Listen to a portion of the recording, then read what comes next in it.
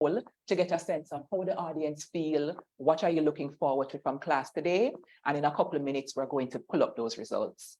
And with the business out of the way, we're going to get into the conversation, right? So we're talking about swiping left on toxic relationships, okay? Diel, Michael, and Trisan. I want us to start off today level setting for the audience. What is this whole thing about dating? What is dating and what you think isn't dating? And how is dating different from death? How is dating different from hookup? How is dating different from a relationship? So one proper loaded question, and I'm very intentional in asking it that way. Michael looking at me very ready. So I'm going to jump to Michael, right, Michael? How would you define dating and differentiate it from steady, right, and from hookup? Is it different from hookup?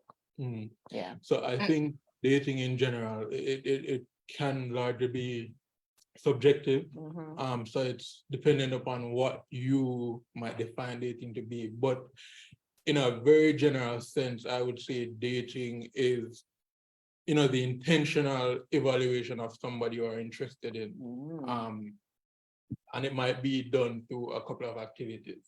I think that may be different from a hookup, because to me, a hookup, while largely physical and it tends to be sexual, it's essentially a relationship starved of its ability to become anything emotionally meaningful. Right. So we do have that dynamic where hookups are concerned, and I feel like that's where the distinction is between a hookup and dating. Again, the hookup scene, it's essentially a relationship starved of its ability to develop meaningful emotional connection. Because we do develop a connection with somebody or a relationship, however brief, by engaging in a sexual relationship with them, but we just don't tend to think about it that way. We tend to have a very lighthearted approach to relationships, and we feel like we have flings, and it's just meaningful, stringless, sex, but there is no such thing. And I feel like that's where the distinction is. That's controversial, but me respect what you just said, right? So for you, I'm taking away from what you just said, the intentional piece. So dating for you is, I want to get to know this person. I see them, I like them. I want to get to know them intentionally. So we're going to spend some time together. We're going to do some things to get to know each other better. All right. I'm going to jump to Trisan, and then we're going to come back to Diel. What are your thoughts on this, Trisan? All right. So in regards to dating and what it is now, all right. So why? To all the young folks like myself been calling. Let me start it like that. All right. So what I know dating as is that you're getting to know this person, getting to know their traits, feeling it out to see if you want to pursue something a bit deeper, and that would translate into a relationship. And from the relationship, you start to court, and it's time for marriage. But that is dating for me. But dating nowadays now, I feel like it's like a trial run of the relationship. So it's like everything that a relationship would once upon a time kind of entail. You're calling the person babe. You're doing all type of other acts, every little thing in the quote unquote dating. But what I realize now, how it has become really selfish, is that we know dating that you're dating other persons at the same time. Before it was surface, but now it's like a mini relationship, and persons hide behind the term, oh, we're just dating though. So don't feel away if me I do the same thing with she, and it's just as deep as it is with you, because we're just dating. And I'm just like, no, but I thought it was a tad bit different, but yeah. Just a tad bit different, right? Cheryl in the comments Cheryl says, it more feels like a scary movie these days, Tris, right? So audience members, as usual, we love your thoughts, your feedback. So drop them in the chat, even while the panelists are answering. What do you think dating is now? And what do you think should be the ideal, if it's not the ideal, according to, how you see things are going right now, right? So King Diel, what are your thoughts? Dating should be, well, by what's in the dictionary, the official definition for dating is, it should really just be getting to know someone. That's it. You're getting to know them. It's not, so it's a level above you just casually knowing someone. So you meet someone, you don't know if you want to be with them or not. Hey, let's date. And you don't have to go out on a date to date. You know, you can, or you can speak on the phone. You can It's getting to have know. a Zoom call, have a Zoom date. You know, if you don't want to spend any money, because it's just dating. There are no obligations. Some of the time, them know, you know, you're just dating a girl and she want you pay her rent and so on and so forth. But there should be no obligations. Some of the time, the man them a date the girl, them want to have their you know, more private parts in dating, but there's no obligations. She's not obligated to give that to you. You're not obligated to do anything. You're just getting to know the person. So already I am hearing, right, Trisan and Michael and Diel, already I'm hearing the part about people having to establish the boundaries for themselves, because everybody entering it with a whole heap of different concepts and definitions. Because even the three of you said something slightly different in terms of like what it looks like and what it doesn't look like. So I feel like a big piece of the equation needs to be, okay, what are you about? Or what do you want our getting to know each other to look like? And that I think is important to level set at the beginning. But the problem is that many people don't do that. So we have a lot of warped expectations, that's all. And we have a lot of confusion, and then we have the resentment, and then we have the, oh, that's toxic coming in. And we're going to get there in a few minutes. So already I feel like one of the takeaways from Life Class is if you are in the dating space, it's important to get to clarity. What is this? Are you looking for something serious? Because even with the intention of getting to know somebody, it doesn't mean that we're going to automatically end up there. That's all. It could get there or it could not. How do we know if we're on the same page in terms of are we heading there together or not? Who is going to speak up? Are we both going to speak up? That's an important thing to consider as well. And sometimes men might be afraid of being seen as not the good guy, right? And the woman might be like, well, in nobody know. So I'm not really gonna rock the boat too much. And then we end up having all sorts of issues as well. I believe in the Jamaican context, you know, when we say dating, there is implied exclusivity. So we don't generally look at dating as getting to know multiple people and trying to assess our compatibility with each other. So it's important, as you mentioned, to have like that goal setting, because I think even more important than actually dating is finding out whether or not your idea of dating is compatible with the person you are interested in. Exactly. Because you might have different rules. And here we know, want to say we are dating. I cannot take you out on a date today and tomorrow you see me with another woman and I'm like, yo, no hard feelings, right? You know, we're just dating. No, because there are already certain expectations, even if those aren't vocalized, there are expectations attached to simply just saying you and I are dating.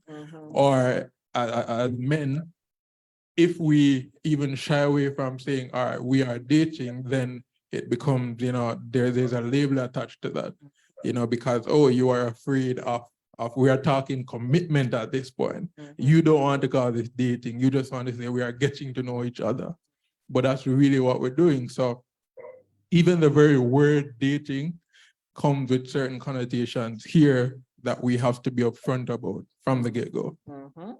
Yeah, 100% agree. I see 2 comments in the chat, but before we get there, let's pull up the feedback from our pre-class poll and see what the good folks are saying. So how would you describe your current mood? We have 31% of you saying happy, 5% of the people in the space are ecstatic, and I love that for you. 55% of y'all are feeling okay. We have 9% of the people who are on, we're either feeling sad or miserable, and we hope we can help to boost you up by the time class finish, right?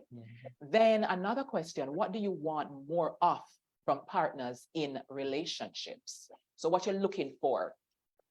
22% of people said better communication, greater financial security, compatibility of values, that's 7% of people, emotional availability, 6%, And 57% of you said we want all of those good things, Mhm. right?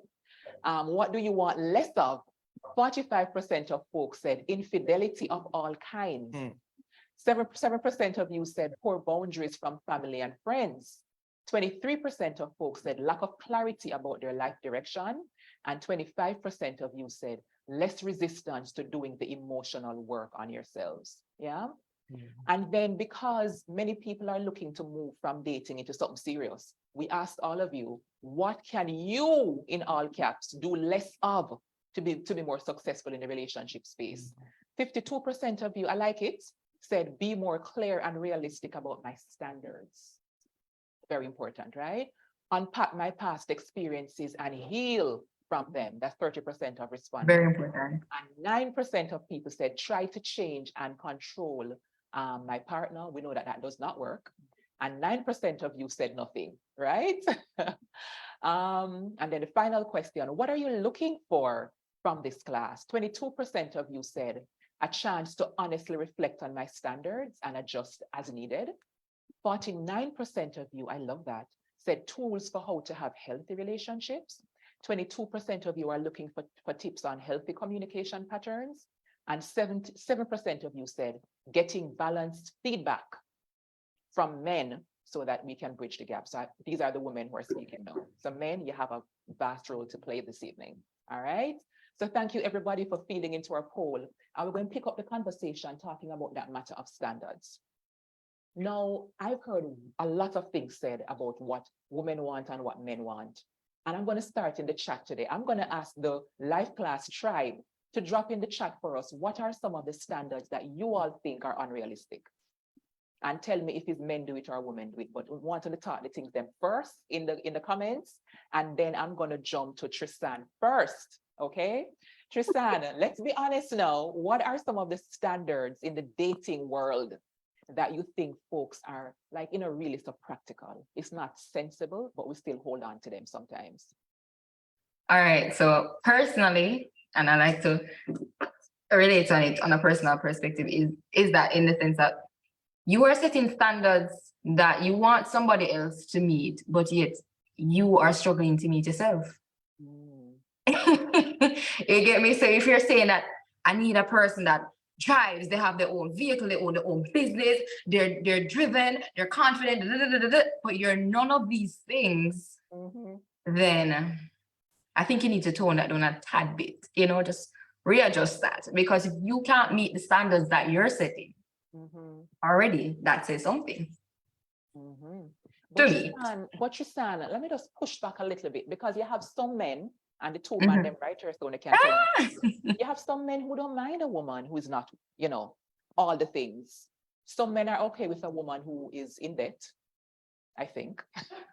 Some men are okay with a woman who is not earning six figures. Not to take seriously. We might be interested in them, but not find it serious. That part, okay. Well, no productive man at least. Why?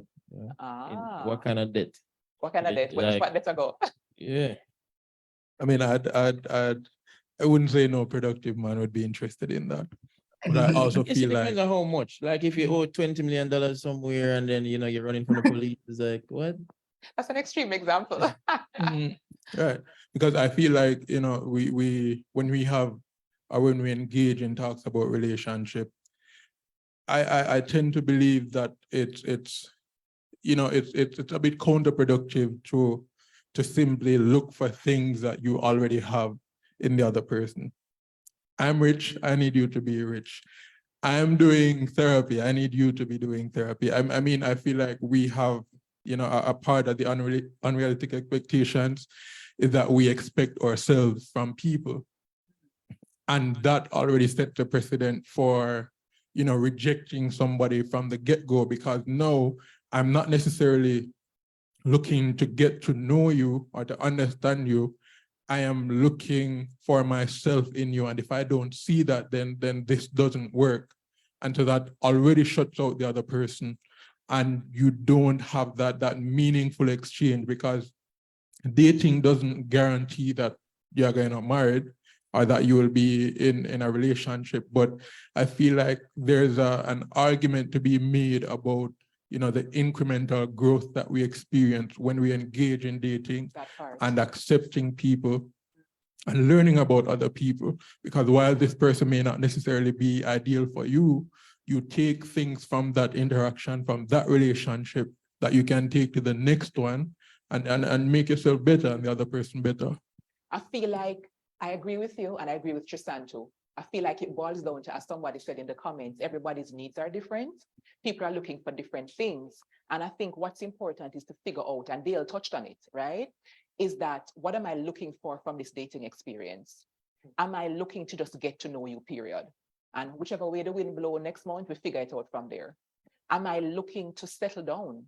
Am I looking to build something with this person? Because if you're looking for that, then you might not want to be rich, as Michael said he is. I heard you say it, okay? Right? And then you have somebody with $2 million in debt and police are run them down, because they're not going to subtract from from your momentum and from your growth trajectory. So I feel like it really depends on, again, going back to that whole intentional thing and the level setting. What do I even want in this dating space? And from there, we can figure out who or what is compatible with that. Yeah, That's a good place to start. I see this comment in the chat. Lasanet says, we want a homeowner and can't contribute a light bulb. Can't work.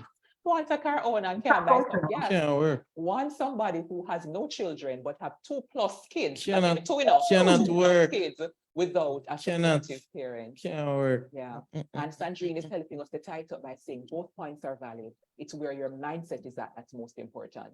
But I still Very want to true. go a little further into some of the standards which we think we can look at a little bit more carefully.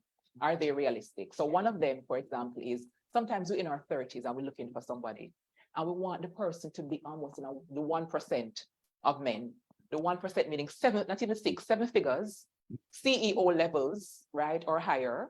And you're like, what, we just leave university like maybe little, a few years ago with the first degree or the master's. And then we want some things which practically are not likely. Yeah, I want them now. That sounds like you're talking about women though, Kamala. I'm Strictly women. Men- if you watch men are- so me try balance the No, thing. men are not unrealistic about those kind of expectations. Ladies in the comments, Absolutely not. I know No man is going to come out of college and say, "Yeah, I want a woman who is a millionaire, who can take care of me," or I want a woman who's definitely going to be doing this or has this position in life. Men are way more realistic. in terms of the financial piece, because society has trained you all that you should be doing that for women. What are men unrealistic about? We're though? coming About down your what? avenue. Stay I sure wouldn't you say- said stop it. Huh? She said stop it, right? Beauty? I don't understand. She said that men are unrealistic about. Some beauty Bodies. standards. We're going to talk about it. Trisan, as you sit need in to a get this woman's lady up body, here. as I you sit wouldn't in say- a woman's I body, wouldn't say you talk to guys me, are- Trisan. I would say for guys, they're a little bit more flexible with their standards. I wouldn't say is that they're just realistic, but they're flexible. So if they see certain little things, they lean back and say, we can maybe work with cheap. Man, work Whereas with with it. a female now, we say, you have to tick off certain core boxes. And if you don't tick that, boy, this will get hard. Whereas with So a they're not guy, working with tonight at all, you know? No, she right. We're in the streets in the Kamala, so do, oh God. So Tristan touched on something a while ago about the core boxes, which many people want ticked. And at this point, I want to help us to make a distinction about what some people might say are standards, which really are a wish list. That's good. So I think it's important for us to, even outside of life class tonight, to take this out of it as a tool to figure out, is this a non-negotiable or is this a nice to have? Mhm. So sometimes women might come in strong on the 6 feet plus. Right. And the little sharp man I got to treat you way better. The little sharp man have everything what you need. But because the man short, you bring him in a community. but attraction is it's very not my little short important. husband. You know? I mean, I like how Diel example and very specific, but we No, it's still true. investigate where it's coming from. Remember Virginia, she loved the guy and about him just short. And she she loved the man. The man proposed to her. I'm too short. And that's gonna be The an man import- look hard. Now the man gone back to the streets. Wow. All right. No, but it's important to know what you like and not out. Sometimes you can't compromise. You know what you like and Exactly. stick by that, because you see, when you compromise, down the line it's gonna haunt you because you're gonna always second guess and you may see somebody that you really ideally like down the road and you're just like, maybe we kind of rush it and just settle right here. Sometimes you have to stick with what you know you like because in a sense you put yourself in a situation where you're just gonna make yourself miserable and somebody hates you down the line. Resentment can come in. I wonder though, you know, as you mentioned, like nice to have. A lot of these things are nice to have. You know, a tall man or some, as Diel said, you know, how important will these things be to you and your overall wellness in the relationship in the long run? Like, how is the guy being 6 foot tall going to help you down the road when all you want is somebody who will just listen to you, help you unload some of your emotional burdens and all of that? You don't need to be that tall to be a good listener. You know? don't have to be So- tall in your Somebody time. write that down, 'cause that's the takeaway. You can be a midget and be a great listener. And be a great listener. So when we are looking at these things, like we have to, I feel like it's important. Of course, you know, the younger we are, the more we tend to prioritize the Yes, things man. that are typically trivial. Yes. But That is true. you know, as you get older, you find that You readjust. after these things that you clung to earlier in life, they are not impactful on the quality of the relationship that you will have.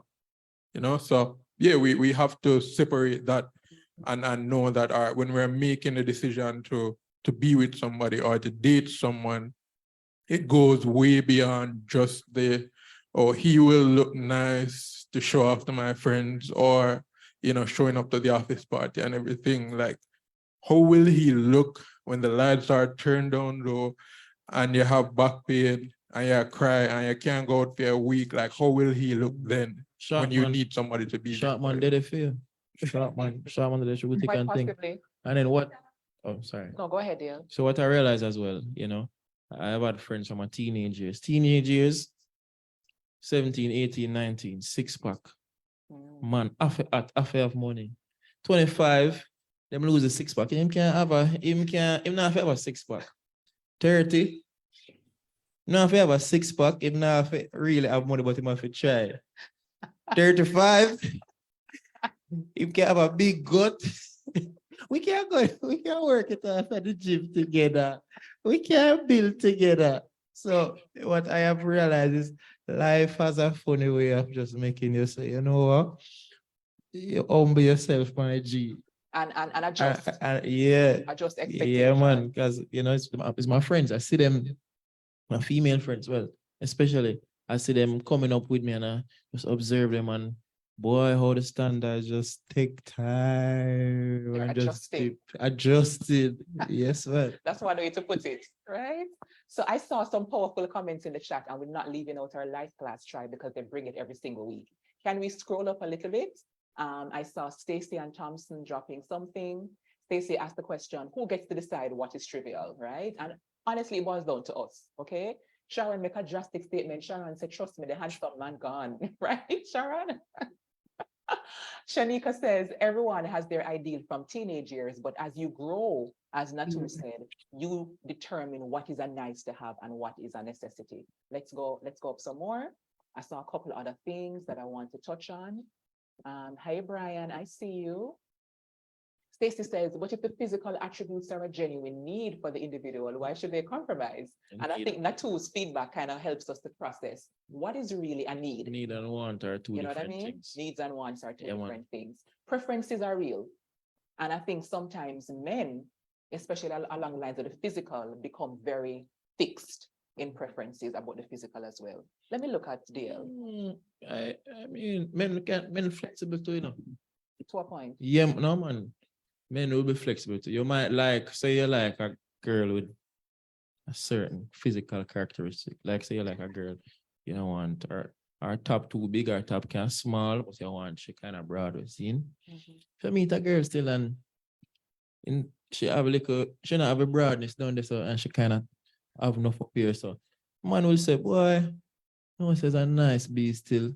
And you kind of say, all right, I don't really my preference, but you're nice, and you know, really wouldn't want so much up top here. So, but just say, let me give it a try, and you know, you work into it, and then you realize that, yeah, man, men flexible, man. man, in general, you might have a man who say, no, these are the type of me like, and once you have the general things, then will work, and so, yeah, all General right. things that work. And as Nattoo said, again, as we age, certain things, and especially for people who are coming out of marriages and looking to go back into the dating scene, sometimes you find that their standards are a lot different because they're like, listen, maybe one time it was nobody who is older or nobody who is too young, and then they become flexible in terms of Yes, man. age, in terms of if they have children or not. Flexitarian. Flexitarian. Yeah, man. Shanika said, my bow-leg fantasy turned to a not-me reality, and we are 11 years strong. Rolex ago. Tell them, Shanika. Shanika is talking her things then. But that even for men that's changed, because some men know they want a woman with a fupa.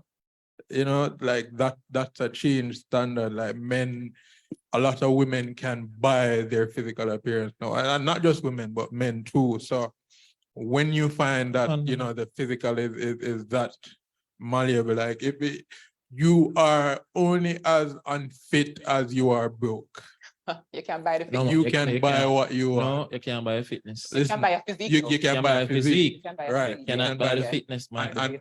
And that's the thing, like, and even that's a whole other discussion about people appearing to be healthy but aren't. But you know, when we're talking about a relationship and dating, some of these physical standards that we have, they don't necessarily play that huge of a factor in things such as desire or intimacy in relationships, because a lot of those things are intentional, are largely emotional and not necessarily physical. You know, yeah, your partner is, you know, perfect. He has the Superman built, but can you have a conversation with him? Can you be vulnerable with that person?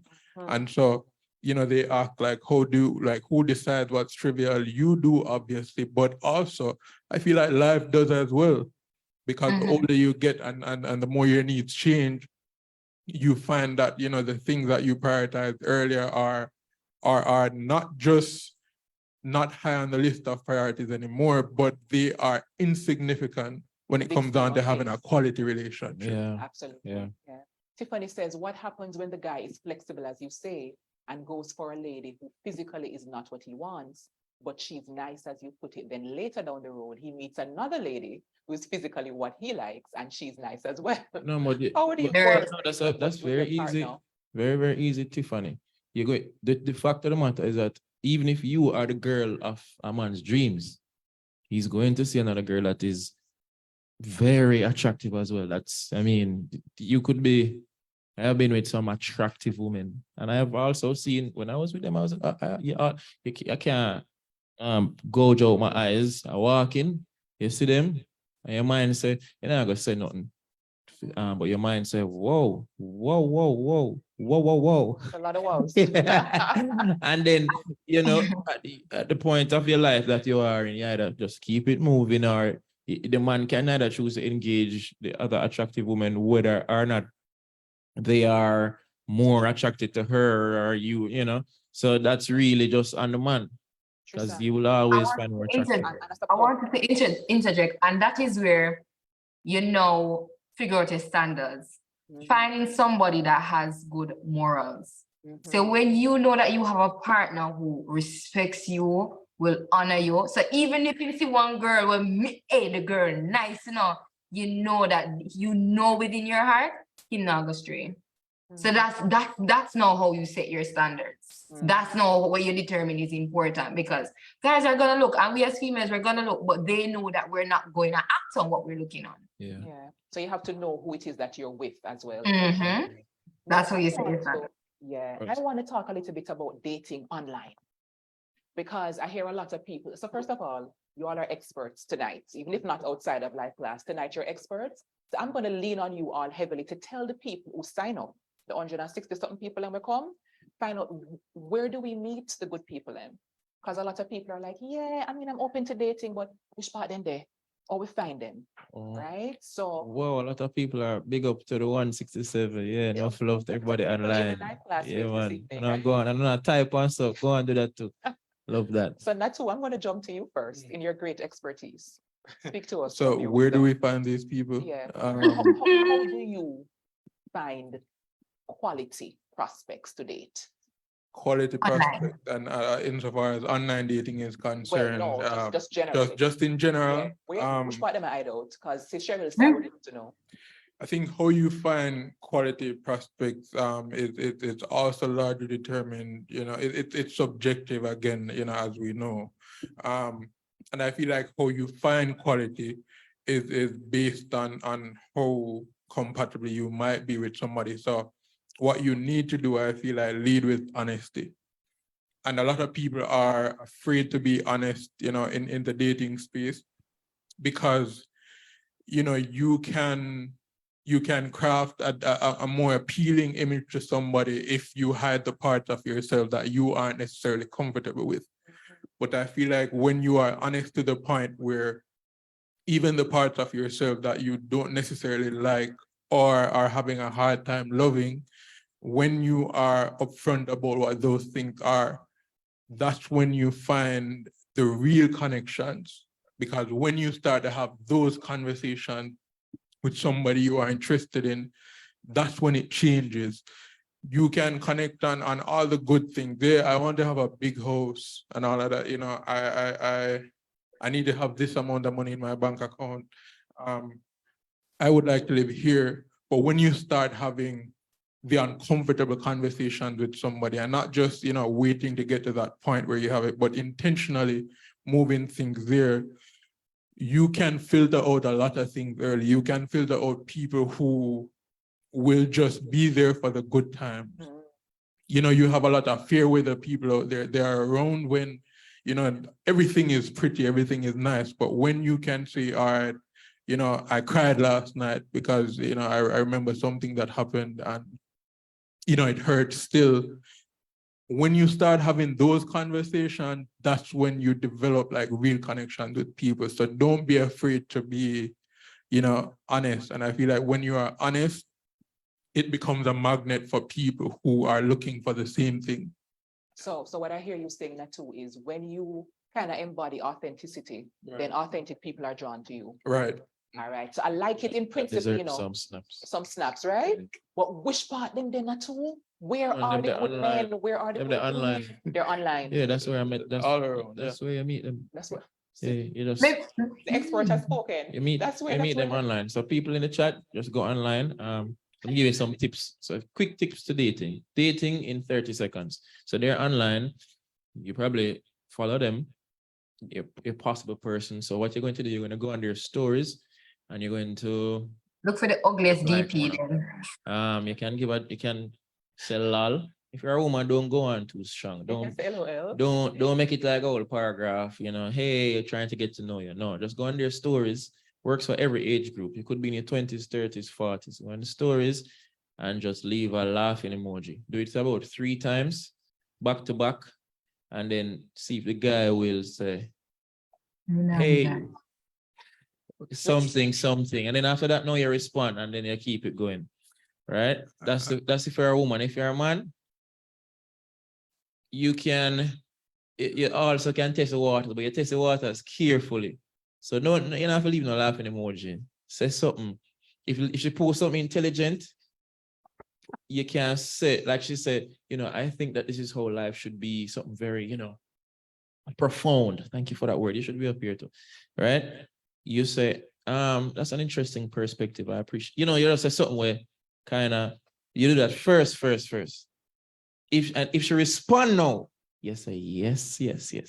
And then you can say, what do you think about whatever? And if she respond to that now too, you're all right. You can start from there. So yeah. I'd hop in there. So your results may vary because I've done this with Rihanna and she's now with A$AP Rocky. So, be careful. Hold on, whenever I hear that.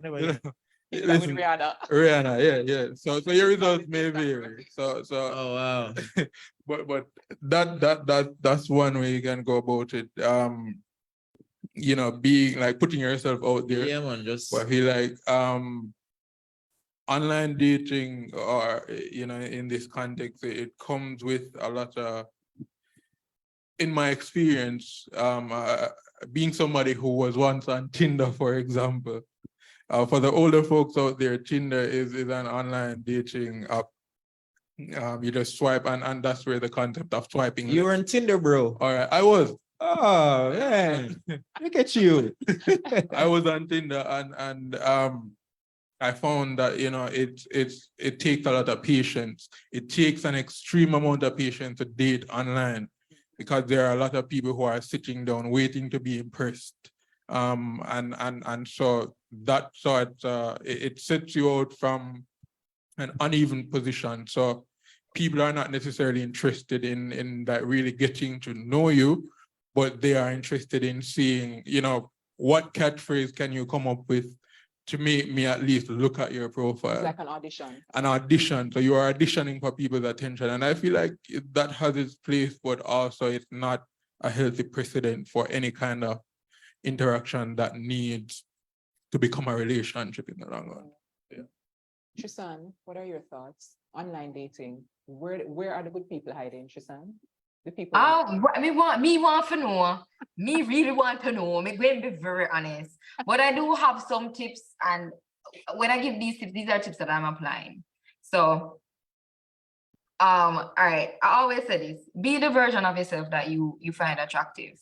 So if you want somebody that's confident and stuff, portray that side of you out there, because you're gonna attract what you put out there. Mhm. So put that good version of yourself out there. Remember, you're marketing yourself.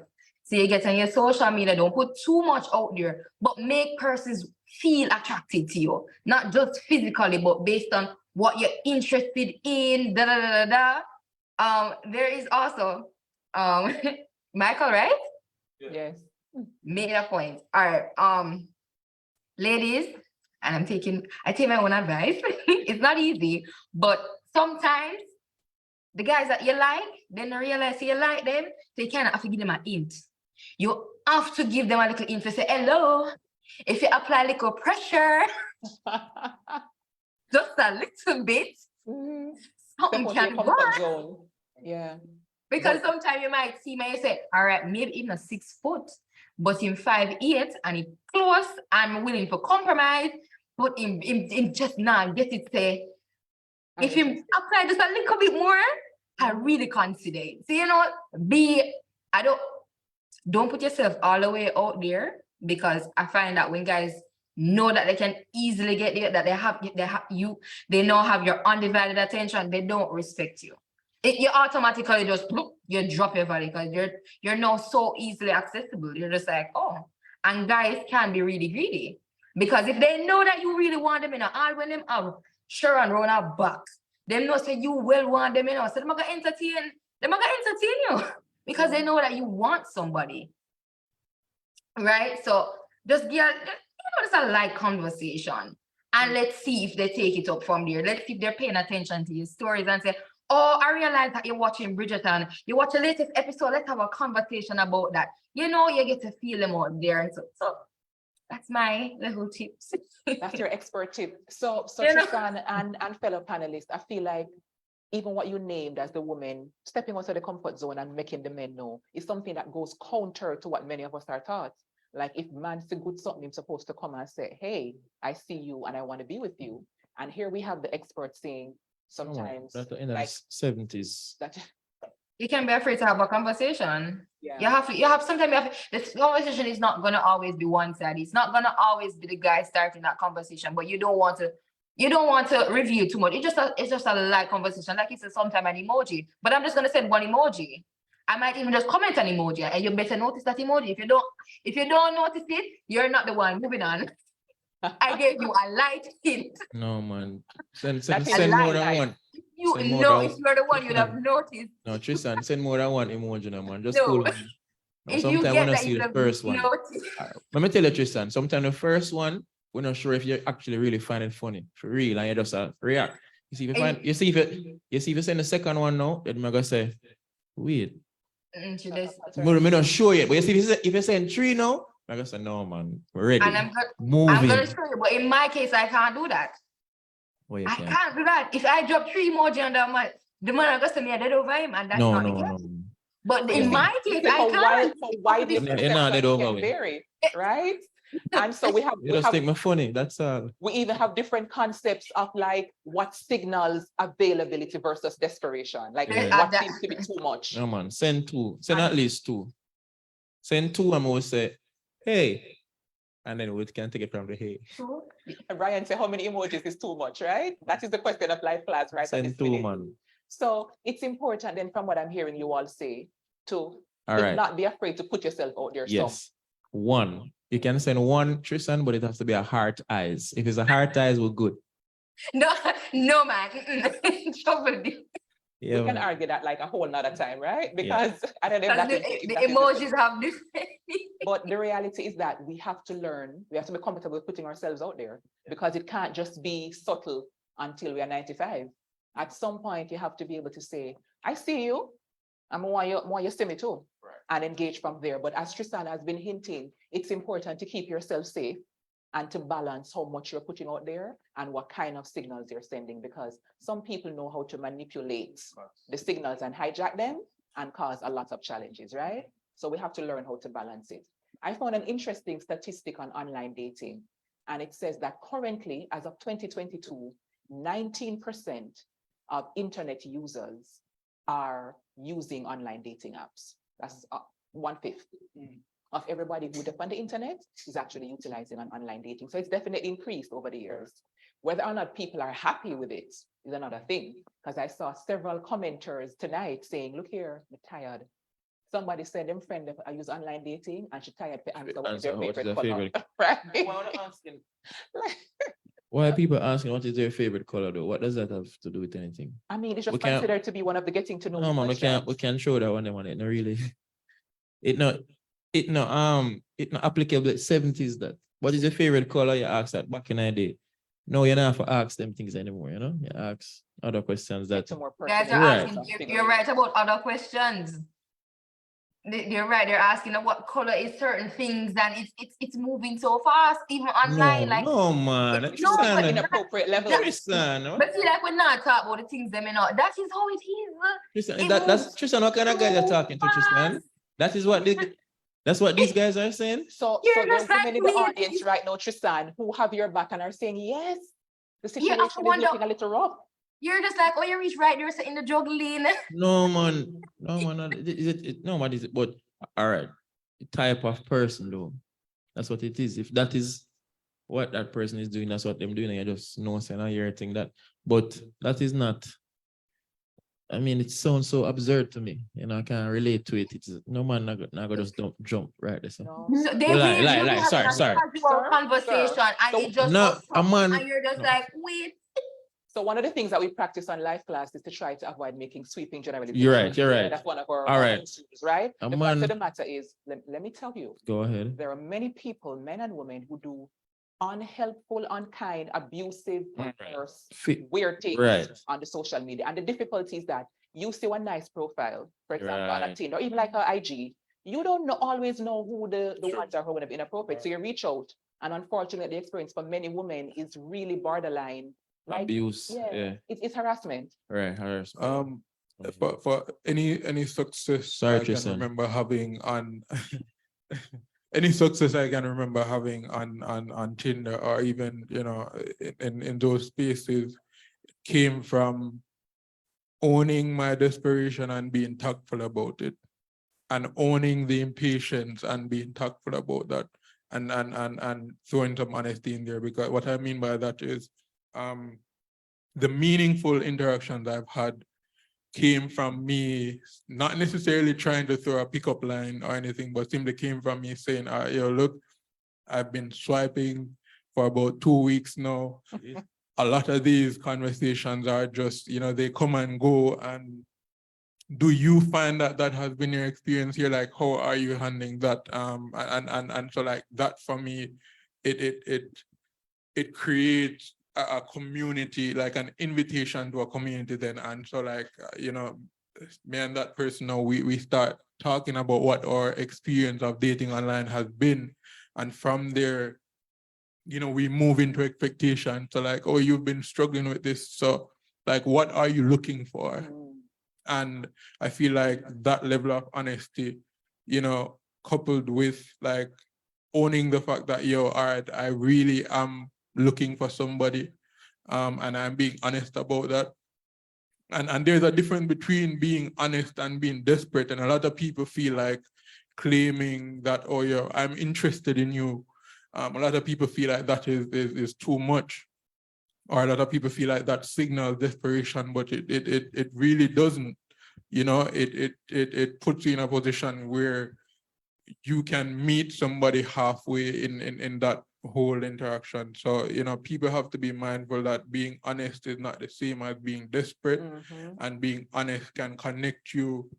It's a shortcut to meeting people who are genuine Authentic online. connection. Because most people, I would say, online are not necessarily in the space. They are playing the numbers game. You know, they're swiping left and right, and a lot of people get an ego boost from how many people might be interested in them.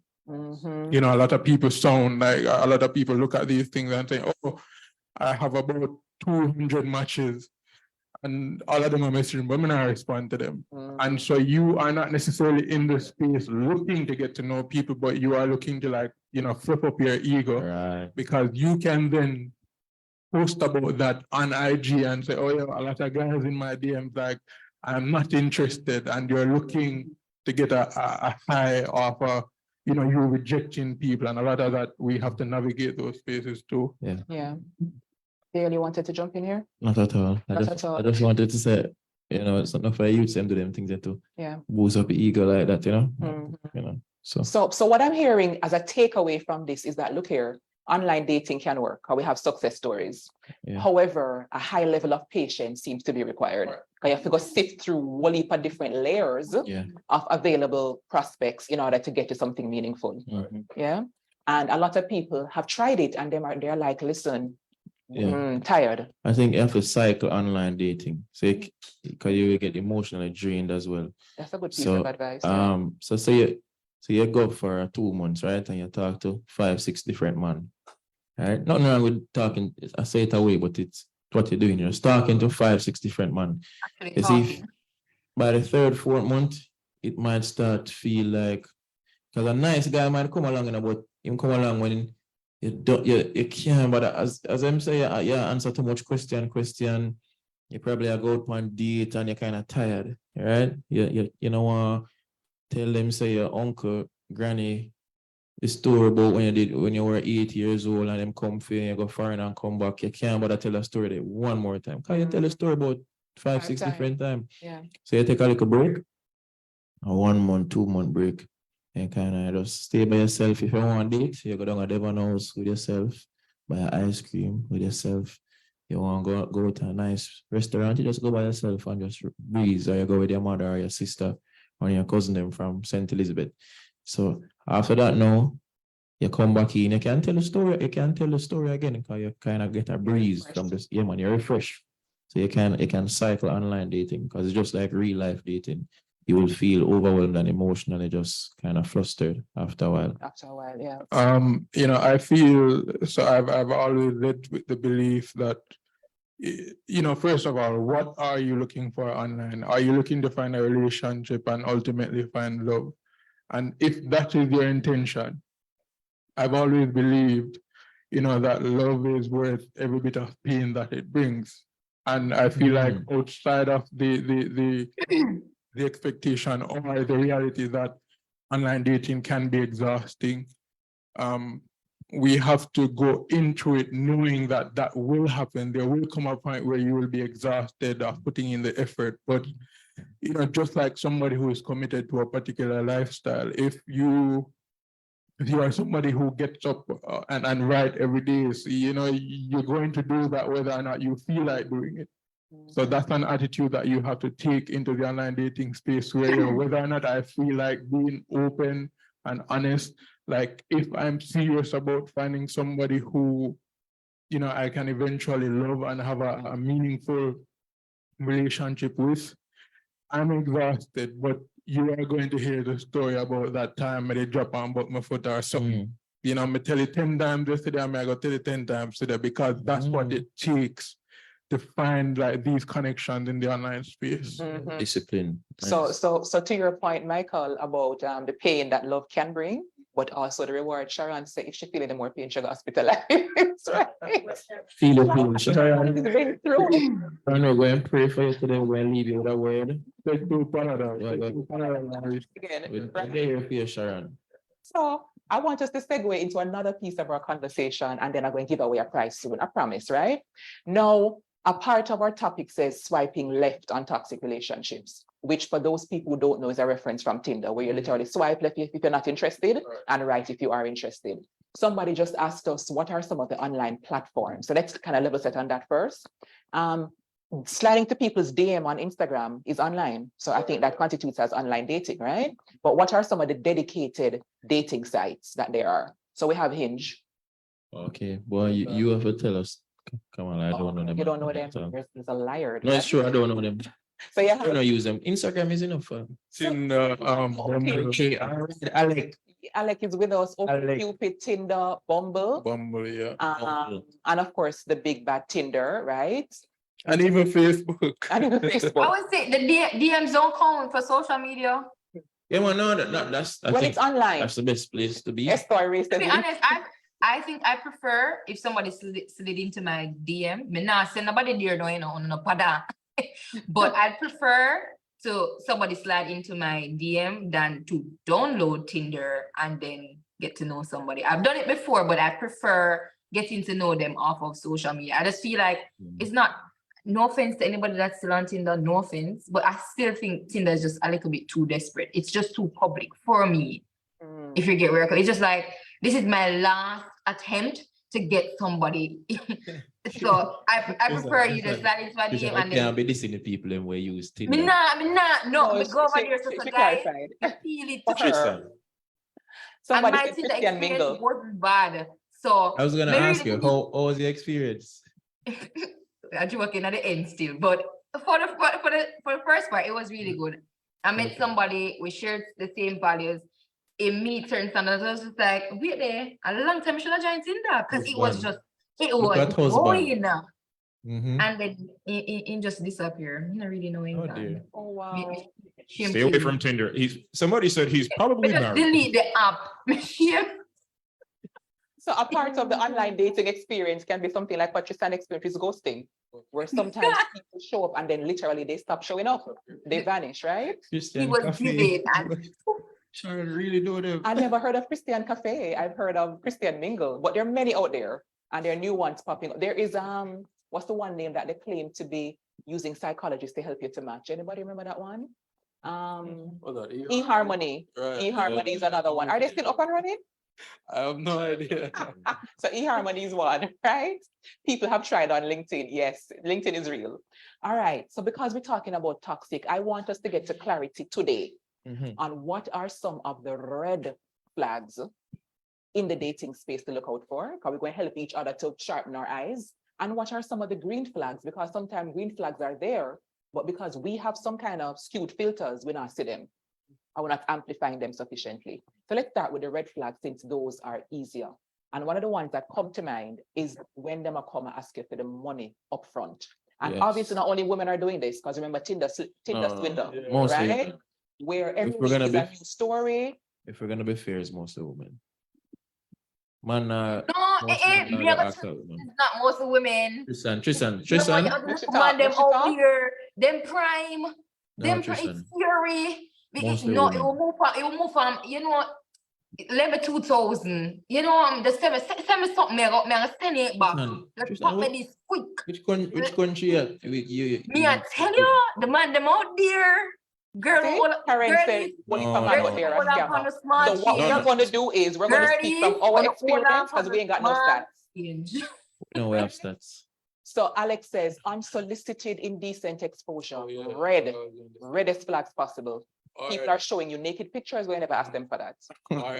Yeah, because even sending nudes, as it's called, like it's not inherently a bad thing, but sending nudes too soon is also a thing. So you have these conversations before. Or So you, can that's a just, red flag. or you can just say, do you want to see my nudes? And the person say yes or no. Exactly. Red Consent. Just say, do you That's want to too see my early. nudes? And the person will just say, do I want to see this person's nude? If they want to see it, I'm gonna say yes, and they just send them like a thing. And if them say no, you just say, okay, I'll keep them for our next time. Simple. So Well, big highlight consent is what we're advocating. That's a green flag when somebody's asking you. Yes, Trisan? I think a big red flag for me, and each person it varies. But if somebody starts talking about sex too early, run. But for me, run. Because that already you can tell what the foundation of their relationship, what they're looking for already. And the moment you can't get that to them, best believe they're gonna the corner shop down the road because they're not gonna do without the stock. How early is too early though, Trisan? That Because part. You because see, like, suppose, even if suppose, we're- no, for suppose me, me know say, Let me answer the first part, man. but I know is I that feel like what I want you to get say that even is an option. I want you to just be so consumed with just getting to know me as a person that you Alright. forget say I want that in alright. So the end. Let Trisan, me suppose me know say me ask you one question, right? Me know say me and you not gonna work out. So if me ask you one thing and you say, boy, me not gonna do this, you know. Me know say me and never we can be Compatible. we can be friends. We can go buy ice cream one day and sit down and talk. But me know say if you say no to this, it not gonna work. You know, make sense. Me just ask it from early so me know say all right. weed it out. Yeah, We man. not You get in know, a relationship, or we can go on the pen pals and write each other letter and send something. But for You can Trisan, it's a red flag, right? it's a red Red and flag. it has happened to me in the When I past. waste time. No, and I'm glad when I reveal myself early, not saying you in particular, but I like when guys do that because I'm just like, that's not where I want to be. That's It not gives where you I want to clarity. be. Yeah. And I already know the type of you can already predict the type of person you're talking to. Yeah. Where you barely even know me, and that is already just spilling the beans. When me turn my back, you know, me not sure if you gonna have the control when Jennifer pass you. Me not sure because you barely know me and you make me know say that depend on your mind already. Like I don't know if you're gonna have that control, and I'm gonna say no to that. Mhm. So to what Tristan is saying, perfectly valid. But I also believe that, you know, it's not inherently a bad thing to start to talk about sex early in your interactions and your relationship. Again, it's what works for you. And if that's what your intention is, because there are people who they've had sex on the first date and they are having like long lasting, meaningful, Facts. you know, relationship. Facts. It's all about being upfront about whether or not this is something that you want to do. And even somebody bringing that to you up in the first place, it may not necessarily mean that it's actually a red flag. It's just somebody being, all right, so this is something that is important to me. If we can't have a conversation, and what we do online is the first time somebody tells us something that we don't want to hear, because we get so drunk off the options that we have on social media, because I know I can exit your chat and I have about 20 other profiles to swipe on, you are less tolerant, and that's good and bad, but you are less tolerant to navigate difficult situations, because in your relationship, you are going to have to navigate difficult situations, even if it's somebody who didn't bring up sex the first time you two started talking. So instead of looking at that as an immediate red flag, it's also an opportunity to establish certain boundaries and say, all right, this isn't what I'm interested in at this point, but there are things I see about you that I like. So we could postpone having that particular conversation right now. Let's talk about this instead. And that's how you develop. So you navigate that and you establish boundaries. If the person respects your boundary in that sense, that's a green flag right there. So you flip that red flag into a green flag right there, because now you say what you are clear about, and the person is okay, all right, that's reasonable. So boom, boom, boom. And that's, you know. So I feel That's like practical. it's important to be clear on what works for you and what doesn't. Right. And to be authentic, because if you want to meet somebody and you only know them first name and them last initial, and for you talking about sex is natural at that stage, then you're being authentic. Right. Yeah. And then the other person can make a decision as opposed to trying to stay and then convince them that this is not the way to be. Right, That's right, where right. to me danger comes in. Sometimes we have to just sit and say, you know what? I don't even want to ask you to adjust, because it seems to be something that you're very comfortable doing. So be you and I'ma be me over this stuff. Exactly. Somebody said in the comments that is it okay if women start to talk about sex too early? Women do that all the time, though. I was gonna say that in my experience, if a woman like you, she gonna start And then nothing is wrong with that from society's standards, you Yeah. know. But if a man do it, then I go bash a man. But I think the truth is, Trisan, I think I clearly get what you're saying. Now for the man them, I mean no, I see them, enough of them are bridging them. As soon as them start link you, them start say, so, you know, when we can, you know, when them, you know, you just know. I just said, Jano start. So I think there is really, I think for sex, because sex is such an intimate thing, you know, really want jump into that Some people. very early in terms of this are your initial, you just meet the person tonight and you say you go man, you're texting. You know what?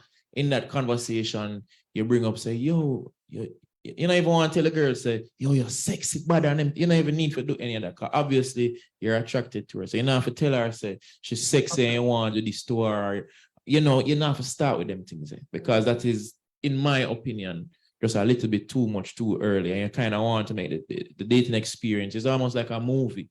You just go so boom and the movie come to a climax and then there's a conflict and then it go back up. So you don't want to try if it, because sex is a climax, literally. Well, it's supposed to be if you know what you're doing, right? So sex is a climax, a literal climax. You don't want to jump to that climax too early, because it will, even to me, if a woman, some women approach me, and they will you just say, hey, whatever, And they and jump then right to that. and then you just see them send an invisible video disappear. And you know what got from early out. So and okay, I'm more on the man them to do. You see when them send that too early, it might look exciting, but it probably isn't them. Or them psycho. Literally. And this is from personal experience. So be careful. So I know, say, you know, it might be cool as a man.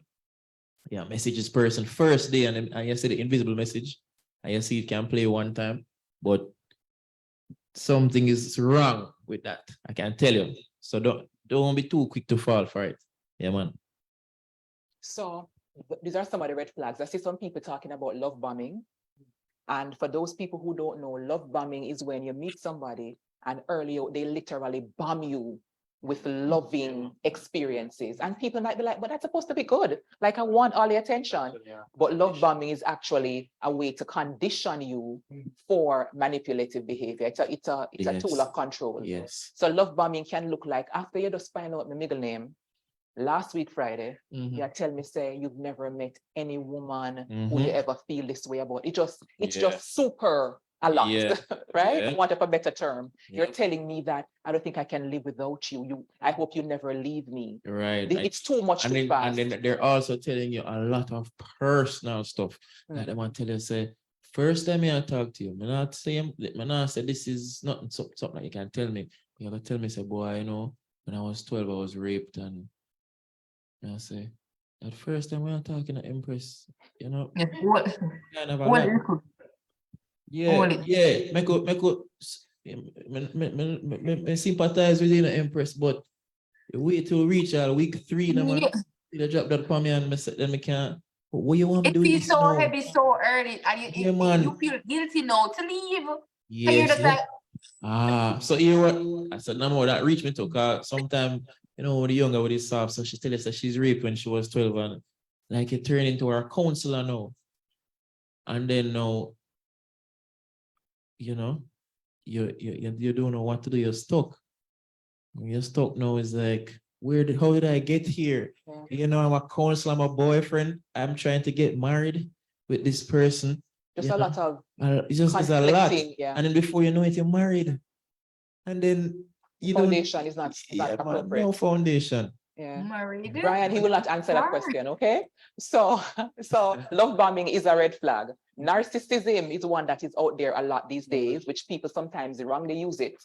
But narcissism, clinically speaking, you have narcissistic personality disorder, in which people have a whole host of unhealthy behaviors, a pattern of behaviors, in which they have significant difficulty taking somebody else's perspective. So in that way, the world revolves around them. Literally, it's my world, and you're just like auditioning for a part in my world. These persons can be very cruel, but in a subtle way, and many other negative behaviors. So pretty much we use narcissist when people are locked into themselves, but it might not be clinical, but it's Right. problematic. It is. Yeah. And another red flag is somebody who, fails to take accountability. Yeah. So if they are telling you about their past relationship, their ex was the problem.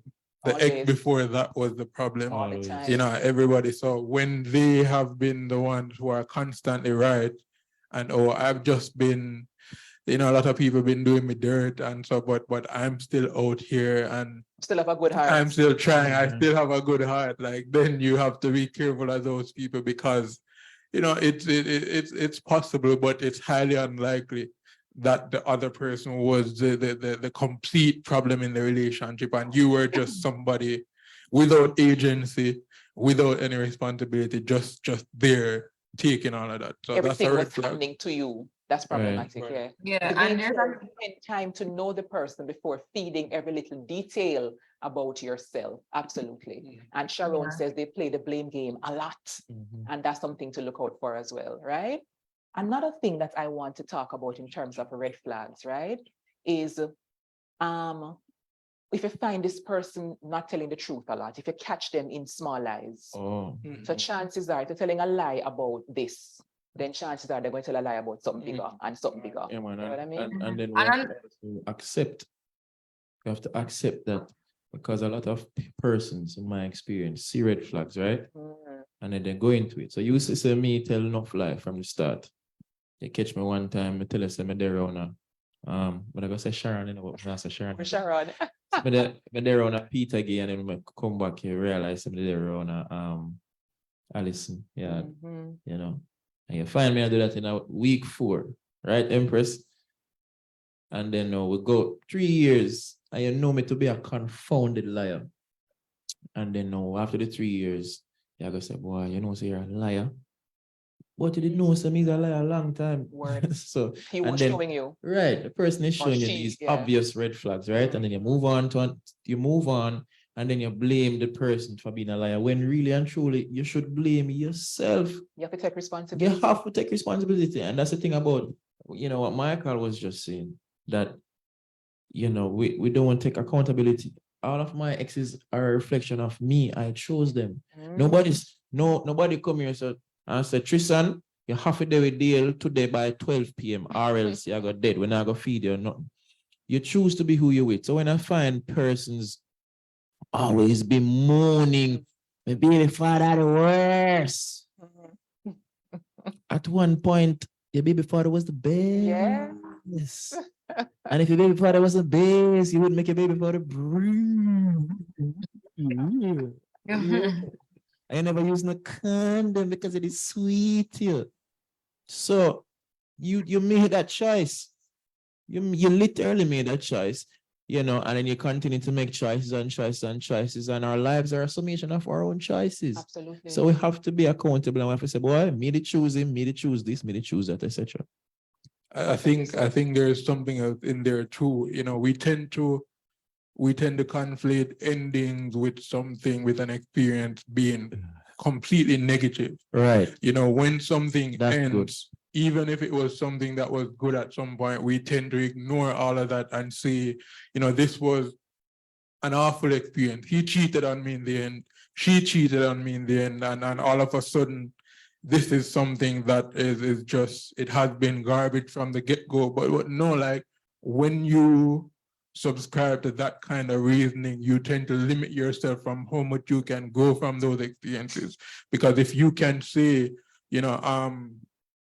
our relationship ended poorly, but it was a beautiful relationship at one point. This is Right. what I learned from the person, and this is how much I've grown, and this is That's a how much green I flag taught right the there. person. That's a Yeah. green That's flag. a huge So green when flag. somebody can say that to you, and somebody can say, oh yeah, it ended, or even say I cheated and the relationship ended, but it was still a really good relationship. Red flag, you know? red flag. We're not cheat. Your body will cheat for me too. No, because I feel like there are some people who have made mistakes in their past, Right. but I don't know if it's always a good thing to completely just Yeah, forget. man. Nobody come out with that. Keep that one under wraps.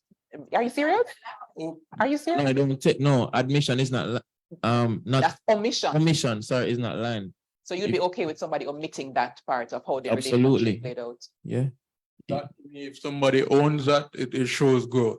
To me, it shows like somebody owning, Yeah. their part Yeah, man. in the downfall of the relationship. And when they do that, we can say, all right, even if I'm a bit queasy about it, we can say, all right, then maybe we can dive into that some more. Why do you think, you went that way? Why do you think you cheated? And based on their answers now, Right. you hear accountability, reflection, doing some work. Right. And that's the measure of a good person, I believe, or somebody who had a bad experience and they've grown from that bad experience. So I agree. if somebody comes and say, oh, I cheated, it doesn't necessarily mean that they are going to be repeat offenders. All right. It just means that you can better protect yourself. Can I piggyback on that? Yeah. Hold on. Yeah, man, go When you ahead. finish? When you finish? No, man, yeah, man, go ahead. All right. So, listen up now, men. If you know so you used to cheat back in the day, right? And you are now with somebody new and you feel like you have changed. And you truly know that you have changed. You're not going to cheat anymore.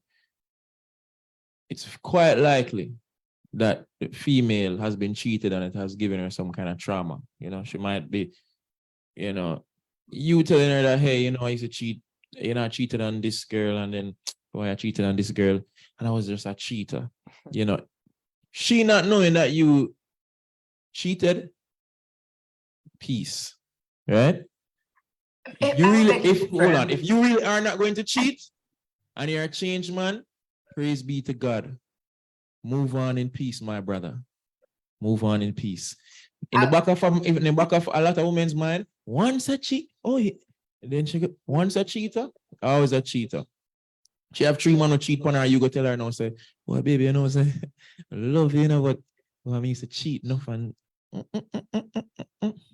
Keep some things. Well, I would add to that to say that the logic in my head is just like most men, they've lived their life, they've entertained more than one girl. It's just like a common thing inside my head, for example.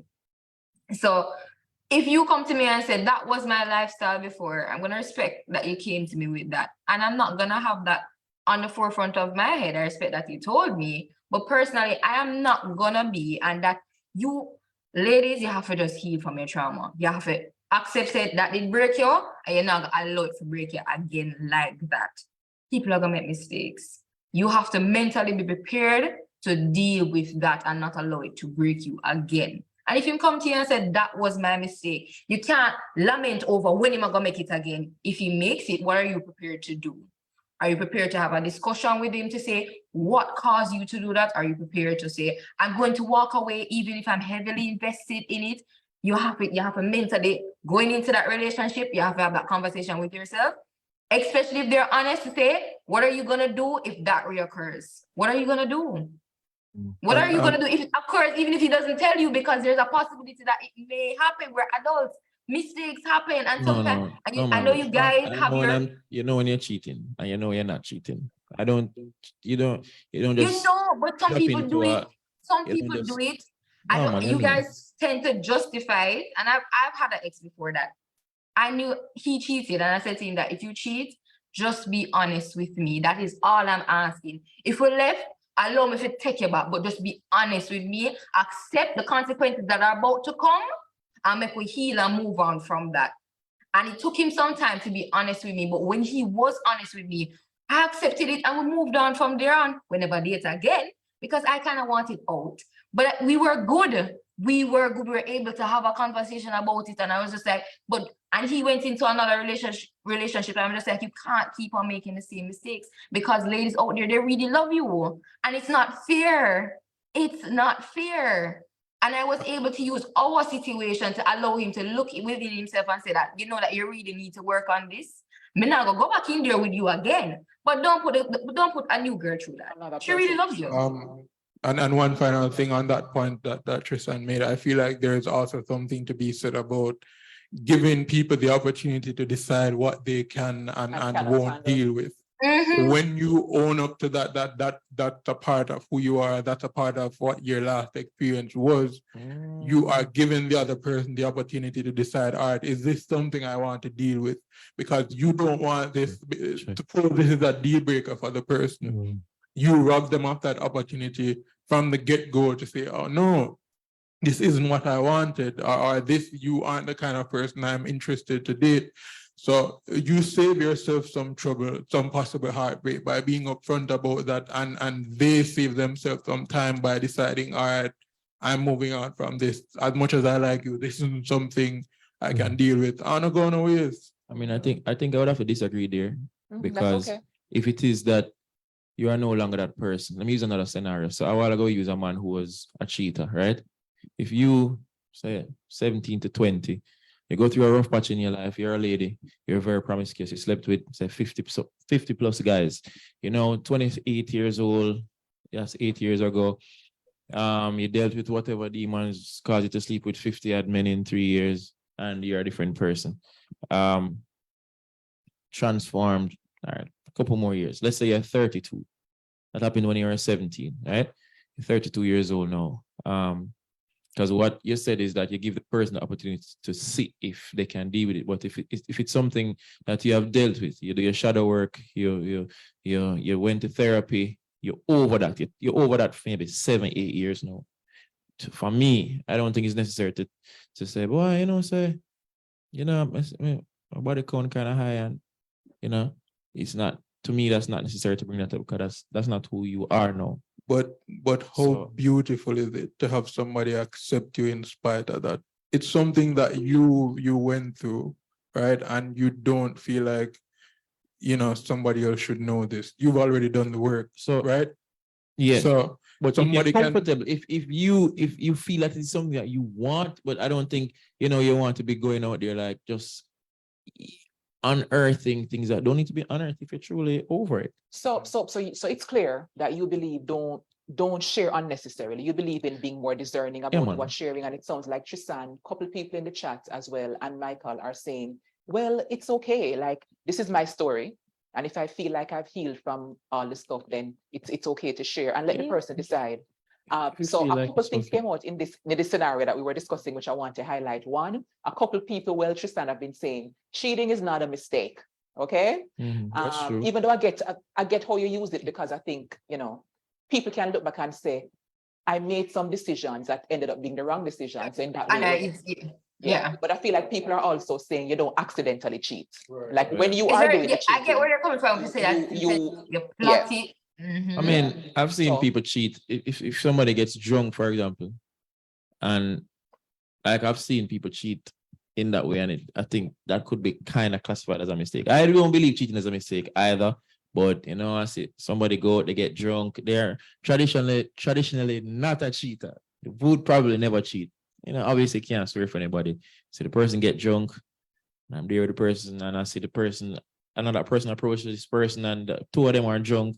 And I see them start kissing in front of me. I'm like, what is going on here? And then at the end of the day, he's just, the next day you find out, say, boy, you're just drunk and don't even remember anything afterwards. So, I mean, in that case, I think that was a mistake for sure, based on my observation, yeah, them drugs are strong, including Them drugs are alcohol. strong. But that's like season 8, right? We'll come to that. So somebody said cheating is not a mistake. That's one. Another person was raising the point that a woman, I believe in the comments, said she don't want to know if her man did cheat. Keep that to yourself, which was very interesting based on what, because they were corroborating what Diel is saying, that I don't want to know. No, And man, I that also different. want to interject the distinction here between somebody who cheated and somebody who was like a serial cheater. Because I think there can be, a significant distinction there to make that, okay, you did caught up in that, but if patterns are important, is what I'm saying. So if you Right. see this person had a one-off thing, you have to decide if that's a non-negotiable for you. But if you're hearing 3 and 4 times, there's something deeper there. And not to say people can't heal from that, but it's important to pay attention to, okay, what are you doing differently now? It can't just be, oh, I used to do it, I'm gonna do it miraculously. Oh, God. God is all powerful. God also give agency. That's my belief, right, Trisan? That's what I believe, right? So another piece of the convo came up here about should we share body count? And all of these, we all have to make our personal decisions, right? On the whole matter of cheating, somebody said, what if you don't share it, Diel, but you bust out, as stories typically do after the relationship is cemented? Or it's gonna look now. You're not gonna look no way. You just never shows what is a crime. Is that crime to say that you had a traumatic experience at 17, or when you were younger, you used to be, what's the word? Philanderous? Philandering. Philandering. Mhm. But however, those are different though than having made the intentional decision to step out of a relationship. So while it might not be a crime, if you are in a monogamous relationship, it's going to be a violation. Well, it's not a violation, but It it's something was. that is relevant too. It was 10 years ago. Absolutely. So again, you have to know who you're with and you have to make your choices. I mean, what I would say, think just it's don't lie. important. If you ask me now, then I wouldn't lie about it, but I wouldn't just come and say, 10 years ago, I used to. And what if the But I person think asks you it's up very- front? Then I would say the truth. Because you're on international TV, No, I'm not. you know? I think I tell, No, but I tell everybody is that if you don't want to hear the truth, don't ask the question. All I'm gonna right. just tell you Okay. straight and raw. I think it's important to understand why they're asking you that question. Why is it important to them? And then know you know how to be truthful to them, to say that, listen, this is my truth. And maybe you're not looking for somebody like me, but I can't change the past, but I'm now on this journey. You get me?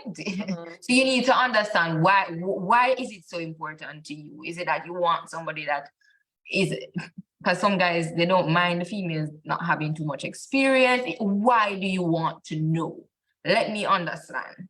Mhm. And then I can be honest. Yeah. But And suppose if not, but now if we feel like it's important enough, me say, maybe you're not the one. Clearly, your intention is this, that, and I'll just save Okay. myself the embarrassment and yeah, moving right along. Mhm. I also want to invite our life class tribe to also drop in your questions in our Q&A box. If you want the panelists to answer anything specifically, please go ahead and drop that. I want to now pause to give away something nice. yes. So there was a statistic I stated earlier, and the first person to drop in the chat, what percentage according to the stats In the as chat. of 2022? Sharon, you're here, man. Give me a chance now, Sharon. Congrats, Sharon. Pick Sharon on is it. on it. Congratulations to Sharon Big Daily. Sharon. You have won for yourself an Amazon gift card That is- from the Life Class family. Congrats, Congratulations. Sharon. And Congrats. thank you for playing our game Congrats. show, right? Sharon is on it, right? We want to wrap up the piece about the flags. So the red flags. Asking for money too early. Yes. Can't pay the rent too Asking early. asking for support too early as if we're in a relationship. That's a red flag. Red. Agreed, Huge. agreed, Trisan? Yes. Asking relationship, quote unquote, benefits too early. Yeah. Red flag. Paying your rent and your one do and Here say, one do. Yeah, man. Me just meeting here one do. Enough nothing to be with me, miss. I used to do it here before. Right? Yeah, man, enough. No, and that I go enough now too. Me not Just meet you, you're in a rent problems. What does that have to do with me, miss? Me not even know. Like we Where we we never going? seen a real life yet, and you have tell me about your rent already. Tinder swindlers. No, man, you're a scammer, man. Can't deal with it, man. What about some of those people who their behavior look hanky-panky? So like on Valentine's Day weekend, them just mysteriously attack every day, all 5 hours a day, you know. You know the deal. You know the deal. Once February 13 have come, You know the deal. they're absent. You're not number one. You're number something else. Something else. But you have to just All know. 4. Yeah, man, all 4 maybe. Yeah. If you get the date after Valentine's Day, you're number 2. If you get the date the 3rd day after, you're number 3. You're number 3. Yeah. You're the expert then. All right. Cheryl say hobby flying, right? So I want to ask the audience to drop in the chat some of the questions you think are important to use in the dating space. Because we want to make life class practical. So you're dating, like Trisan, you don't want to put yourself out there too much, and you did it. I know you kind of want, as much as possible, show up powerfully and make it meaningful. What are some of the things that you think you should raise in conversation? Some people say you must ask one question or 3 different times to get honesty. So as opposed to saying, are you single? That not play again. So you ask them, are you in a relationship? That's one question. And if they say no, whatever they say, you ask them, is somebody else in a relationship with you? Is there somebody who may think based on your behavior that it's what one day or they Anybody are pregnant dating? for you? Say again? Anybody pregnant for you? Anybody pregnant for you? Woo! Run down. Right. Right down. Things difficult. It's always things difficult. So you don't think the partner should know. And Should even ask. And not everybody feels like it's an important thing to state, and that's why we have to ask. Yeah. Stacey says, were you born the gender that you know present as? No, well. Because it's 2023. I'm not going for ask it in Jamaica yet. Oh, but geez, me say, Diel, anyway. please stand corrected, right? Yeah, it was What less else than do we need to be corrected. raising in conversation to drive meaningful dating experiences? Somebody in the chat had dropped a couple of them, and it was like, what are you like when you're angry? Like, how would you describe your anger response or something like that? But the thing I don't think people are gonna answer those things honestly. What? Right, because I'm not gonna say, well, I'm an abusive wreck and I'm going to punch your face in. That's how I'm like when I'm angry. I'm not gonna say that. You could, and I was going to say, you could ask them, what trauma they're healing from, or how are they working on their trauma? On yourself, Yeah. yeah. And to Diel's point, we can't control the entire outcome. We can't control much more than ourselves. So all we can do is what we can do is to ask. You're right. And then we also use our eyes now, Trisan, because You're sometimes right. we ask, and we hear what we want to hear too. We have to show up being Yeah. realistic, right? The person tell us, say, oh, I love the Lord. But you meet them in the dance and wind up on 3 people. Not to say I can't love the Lord and do that. You can love the Lord and Kamala. You can love the Lord and love Red Nephew as well. Love your nephew, or they tell you that, oh, I love to stay at home, right? I'm a homebody. But every time you see them Always out. out in the 2 o'clock a morning, something is not adding. The math is not mathing, kind of a thing, right? CC says, what is your value system? Anybody can scroll back up for me, please? Let me just get a couple of these good ones. Did somebody say, what is your internet speed? Brian. Ryan, we're gonna block you. Ralston said, are you ready for a relationship? Very Like, important. if you are in the space where you're looking for something serious, Right. we need to ask that question up front. Right. Last week we spoke about readiness for marriage and being clear. Do you even want to be married? Big week last week. Because a relationship could be until the tour we are 105 and God called me home. Suppose you want the ring after no less than, you understand, or no more than 2 years. Yeah. Marriage is a different conversation. And I was talking to a married friend of mine recently, and she said something powerful. And I told her, we touched on it in life class. She said, Kams, I don't think that people who are in love should just get married because they're in love. She says, you have to want to be married as well. And I was like, this is interesting. And I was listening to, who was I listening to? I was listening to a client of mine just this week. And the client said their marriage is no longer, they're getting a divorce. Right. And the client said, it's a woman. She said, Kamala, for my ex-husband, I think he was looking for a wife, but I don't think he wanted to be a husband. And I was like, this is like profound. So a lot of us just think of marriage as like, if we love each other, next step. But I want to invite us to reflect on marriage being a different kettle of fish, as Jamaica people say, than just day or even being committed. There's so much more that goes into it. We need to be mindful and to have the conversation honestly. Is this something you want? Right. And to kind of understand better, because sometimes we love ask people hard questions, but we don't want to answer them. That's one piece too. And sometimes we're not willing to hear the person's feedback. True. So not because the person says no, then it's well, I'm gonna block you. At least understand. Right. And then based on that, now you can figure out. Because some men, for example, might be saying, the way my ex them frame marriage, I don't want that. But maybe that's not your expectation of marriage. Right. So maybe the two of you are compatible in that regard. So understanding each other is important as well, right? Somebody said, what are you looking for in a relationship? What are your short-term goals? What are your love languages? These are good. Yeah. I think I want to add another one. Yes, please. All right. I think another important one to ask is, what was the reason why your partner and you stopped talking? What was the reason for your last relationship ending?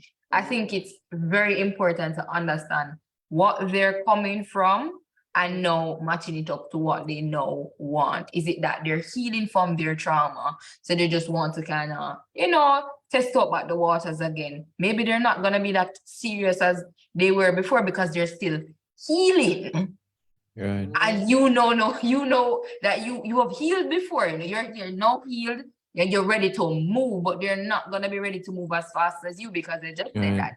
They're coming from something that broke them. They are open to engage and, get to know other persons, but probably not at the same pace as you. So I think it's very important to get the backstory.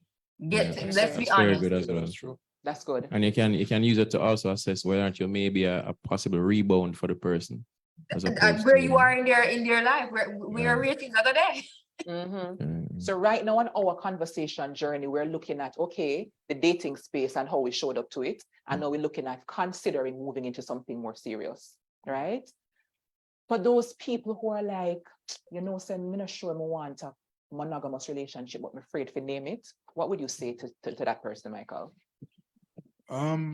Again, it comes back to just being your most authentic self. And if you are truly invested in having success in your relationships, then you have to be honest about what it is that you want. If you are somebody who is interested in having a polyamorous relationship, for example, don't bring that to somebody or be open about it then to whoever you're seeing, because a lot of the time, you shut yourselves in a corner when the person you are talking to may be interested in that. The problem is a lot of us want, polyamorous relationships, but we want our partners to be monogamous, Yes. So we want to reap all the benefit from seeing and dating multiple people, but we cannot deal with the reality of our partners doing the same thing. So, but on that point, it's just about being open and being honest about what you want, and then giving the other person the opportunity to decide whether or not they want to engage in this, because it may not necessarily be that they are not interested in it. Maybe they are just inexperienced, and you being honest can open the door to having that conversation to say, all right, I'm at least interested in trying, because I've been monogamous for X amount of time, it hasn't worked, so maybe I could try this with you. So I feel like that's what you need to do, just be authentic and honest. Yeah. I agree. Yeah. Yeah. Another set of questions that somebody raised is, what boundaries do you have with your family and friends? That's crucial, because if we're going to be together, and I expect people to just show up at the door whenever, and people to be all up in our business, it's me and you and them in a relationship. Those are important things to consider as well, right? Chris Anthony raised a very good point to the point about that Trisan raised about asking the person why their last relationship ended. Chris Anthony said that's if you know why it ended, because sometimes you just deal with somebody today and then tomorrow then you can't reach them, right? My Tinder guy. Tinder guy. My Tinder guy. Exactly. He just went I think I knew why still, but not getting into that. tonight. The owner come back for him. Yeah. Never my goods. Another person said, do you want children? Is another question, another thing to discuss.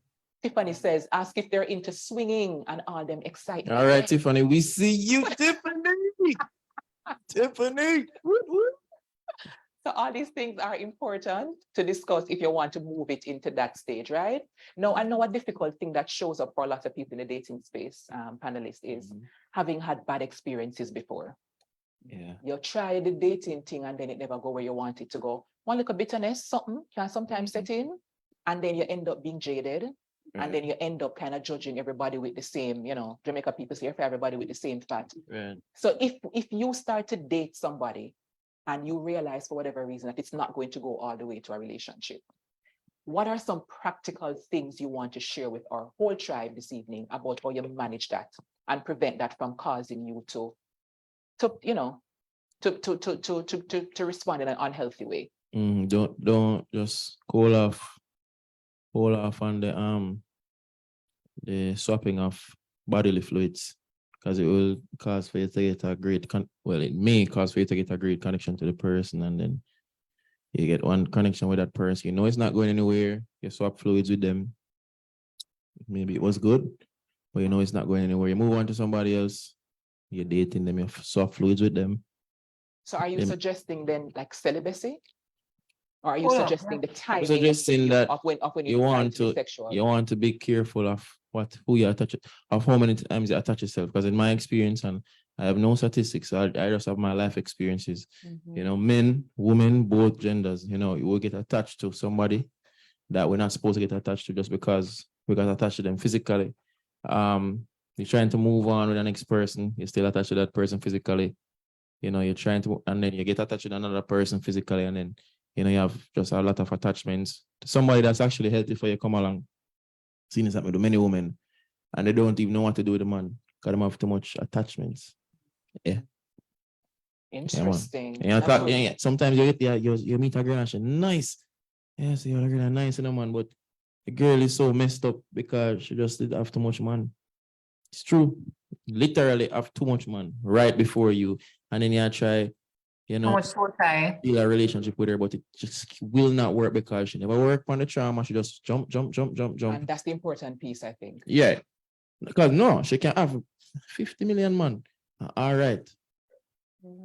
It's a You matter know, of how it's you a matter of process how and she did resolve. deal with it. So it's not resolved. So that's why I'm say hold up on them things. Like if you don't want to get too much pain and hurt and so on. So this is very counter to our to the hookup culture. You're gone into now. Take your No, time. yeah, I'm gone be into this- if you want to save yourself.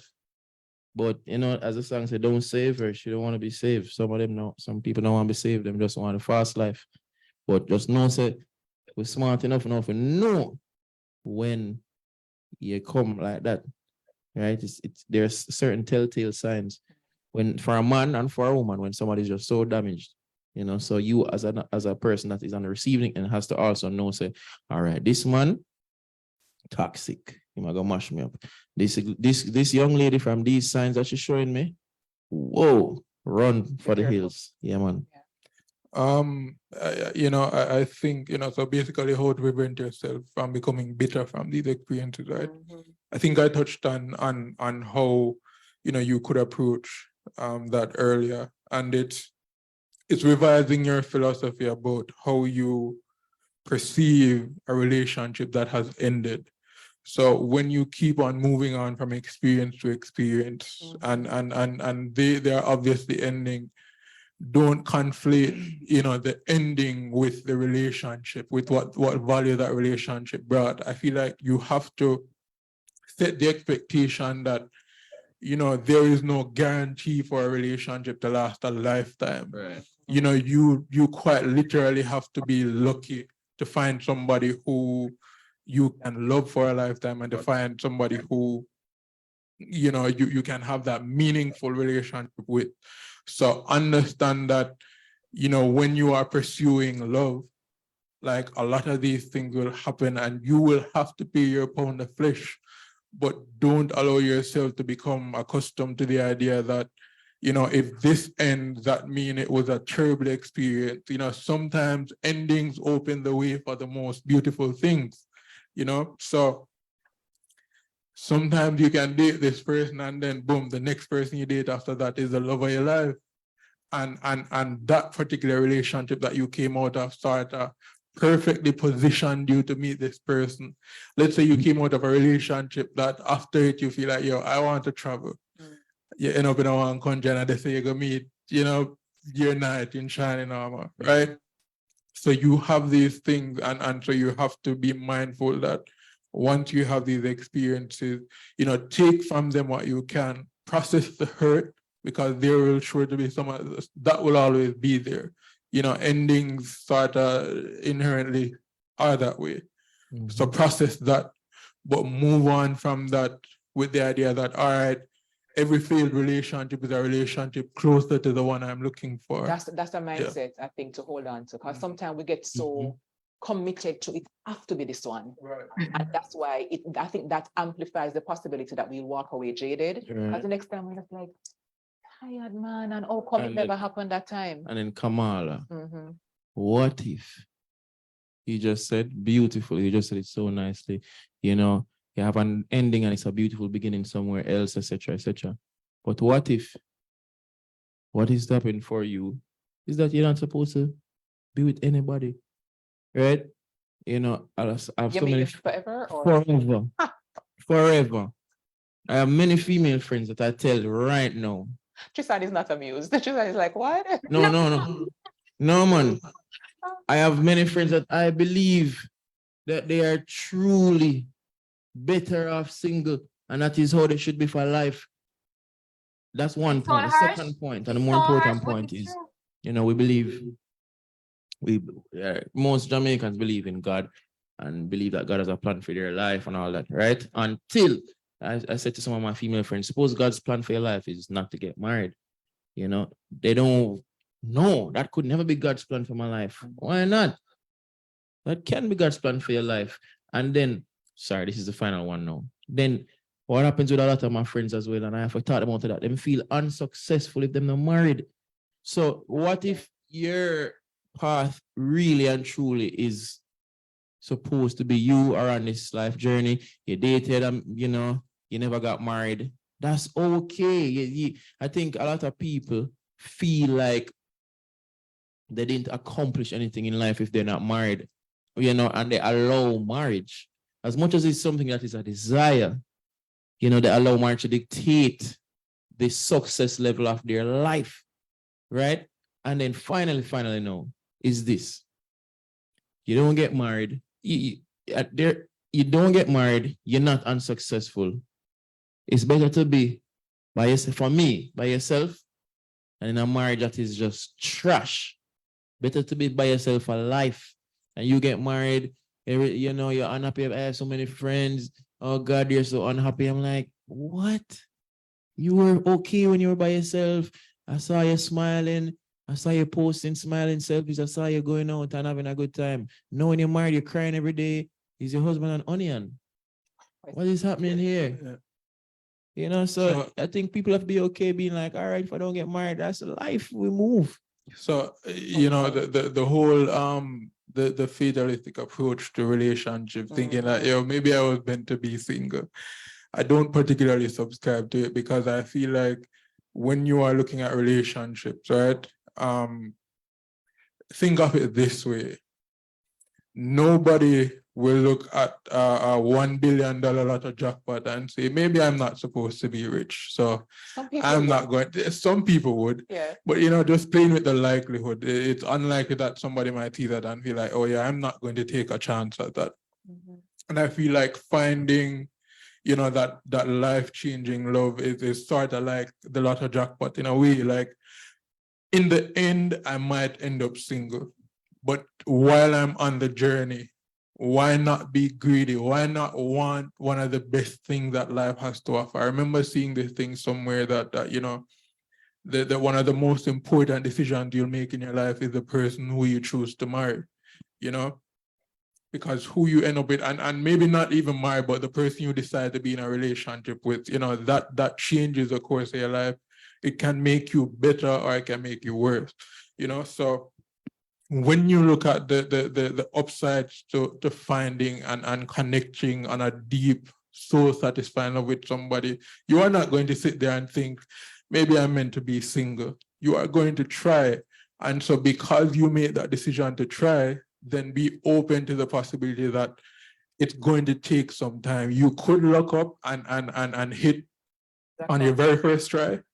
Or for some people, it takes years. But it's about or you could never get, or you could never That's all I'm get. saying.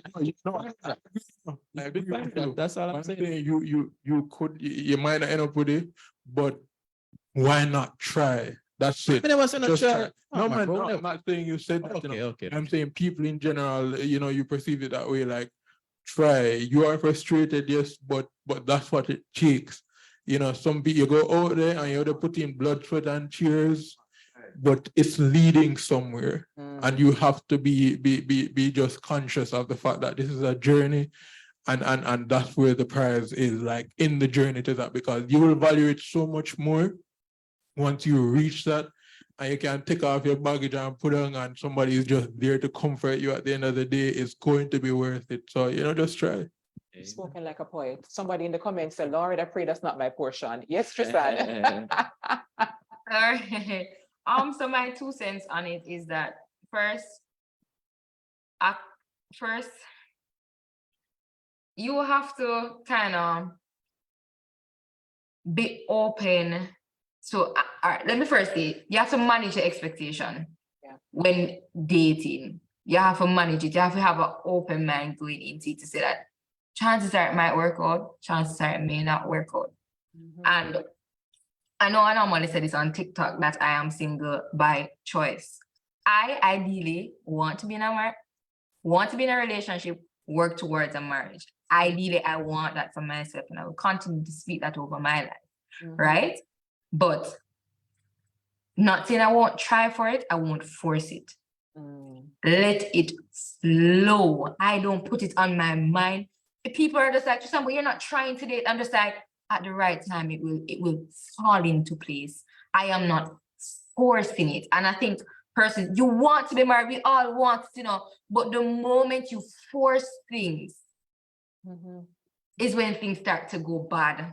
You don't allow the universe to do what it wants to do because they keep on moving the blocks and it's just like, wait, no. And you will get the radam because sometimes, and I don't want to seem like overly spiritual, but sometimes God have to do some drastic things for you, just allow him to just do what he need to do. It's not gonna work, him gonna hurt you some way because if you not hurt it that way, you're not gonna let go off for that man there. And the Prince Charming is down the road, him have to give a random face.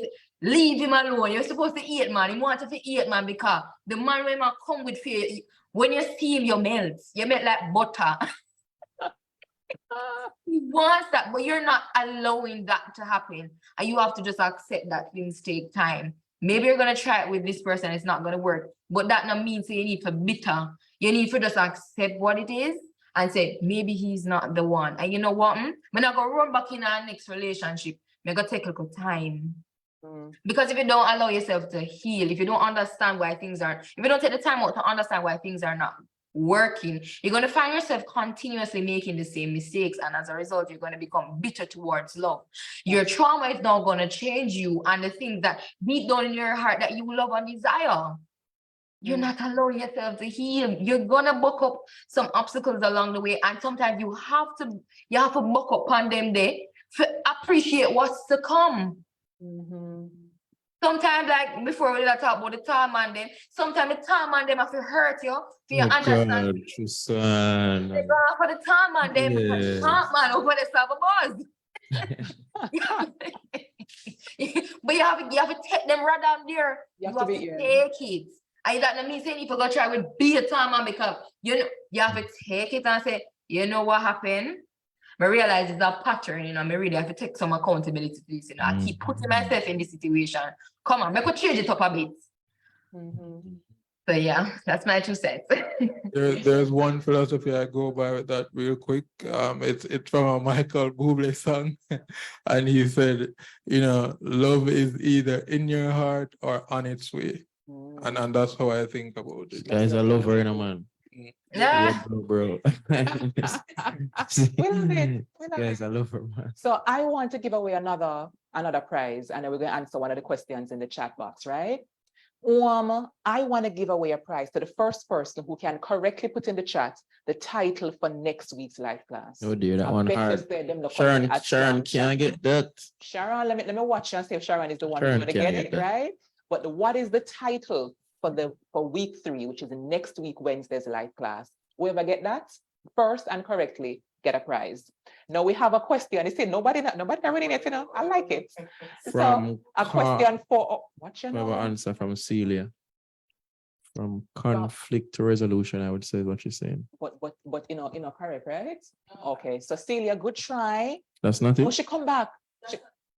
Okay, what's the full thing? Like the full title? There is a colon, I think, and then another P. Ooh. Mastering the art of peaceful communication. Okay, we're still not there. So we're gonna talk the question first, and in about 2 minutes we're gonna launch our post class. Sharon, again? No, Sharon. Is it correct? Oh, so Sharon, I hear that. Oh. Sharon, I hear that there are some concerns about you winning another prize. That it's big up yourself, same. So I'm going with the live class team. So Shanika is our winner for this one, even though the other. Even though it's you and Sharon, we can't give you because we have to share the thing. Congratulations, Shanika, spreading the wealth in live class this evening, right? And one of the questions is, would you consider it a red flag if you notice that the partner wants the benefit of a committed relationship without the commitment, just because they don't believe in it because their parents and close family weren't married? So would you consider it a red flag if the partner wants the benefits without the commitment? And their reason, I imagine, is that, well, I didn't really see this. So to me, it's just love. We just live good and we just love. And therefore, some people would say, just take a woman and call her your wife. You understand that mentality there? Right. So maybe this person is saying, we're not really buying the marriage thing as a structure, but I believe in love and the exchanging of benefits. Okay. Do you think that's a red flag, Michael? Let me start with you. I think it's a red flag only if you don't share that philosophy about, what you want from a relationship. Because if that person is saying, this is what I have seen, this is what worked for the people I grew up around, then, they are vindicated in believing that. in having that perspective. But if you are somebody who believes in the institution of marriage, going through the legal framework and everything, then it becomes toxic when you engage that. It becomes toxic when you engage an incompatible philosophy with your own. And I believe, like, one of the biggest reasons for breeding a toxic space is unmet expectations festering. Yes. Right. And when that happens, no, that's where the space becomes toxic. Because if he found somebody who also shared that philosophy, they can go on to have one of the marriage, the most beautiful marriageless relationship possible. All right. But you can't see that and decide that this is something I'm going to change because I want you, but your philosophy doesn't align with me. So you need to change that. No, make a person go on. And you would decide if you fit or not. Right, yeah. So can we live as in a common law for the next 50 Right. years? And can I be happy with that? right, exactly. It's not inherently toxic for somebody to not want to be married, but you have to decide whether or not that's something you want for yourself.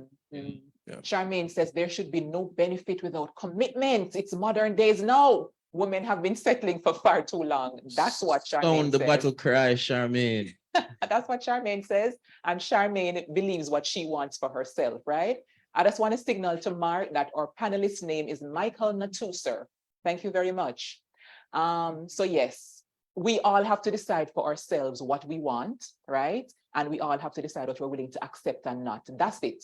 And sometimes we end up trying to convince people to see it our way and to flex for us, and it breeds ends up causing breakdowns in relationships. So that's an important thing to bear in mind. We are going to launch our post-class poll because we want to know if we're going to learn anything tonight. Yes. We want to figure out if your views have changed in any way. So we're eager to launch that to see what you all are saying that you got from this evening's conversation. And while we're doing that, I'm going to throw to Trisan. I'm going to pick on Trisan now to say, Trisan, for those I want to check if you converted from life class this evening. And if you're not, it's fine, right? But for those women in particular who are like, I want to be with somebody, but the person I forgot break into my house and find because I'm not putting myself out there. Like, Trisan, what would you say to them? Like, I want to be married, but I'm not going to go on the Tinder streets. What should you do, I'm Trisan? not going to be chatting to anybody's. They have to go find me. What should you do, Trisan? What should that person, like, what do you have for them? It sounds like the person is me. Whoa. No. That's why I picked you. Wow. So the advice I would give to myself, because me old color. Yes. You have to let down your walls. You have to be accessible. You have to be accessible because at the end of the day, if you're a diamond under a stone, they're gonna step on you, they're not gonna see you down there. Your Prince Charming is gonna pass you by. So you have to put yourself out there, even if it means doing something that you wouldn't typically do, not saying go out of your way and make yourself extremely uncomfortable. But sometimes you have to go against what is normal for you in order to get what you really desire.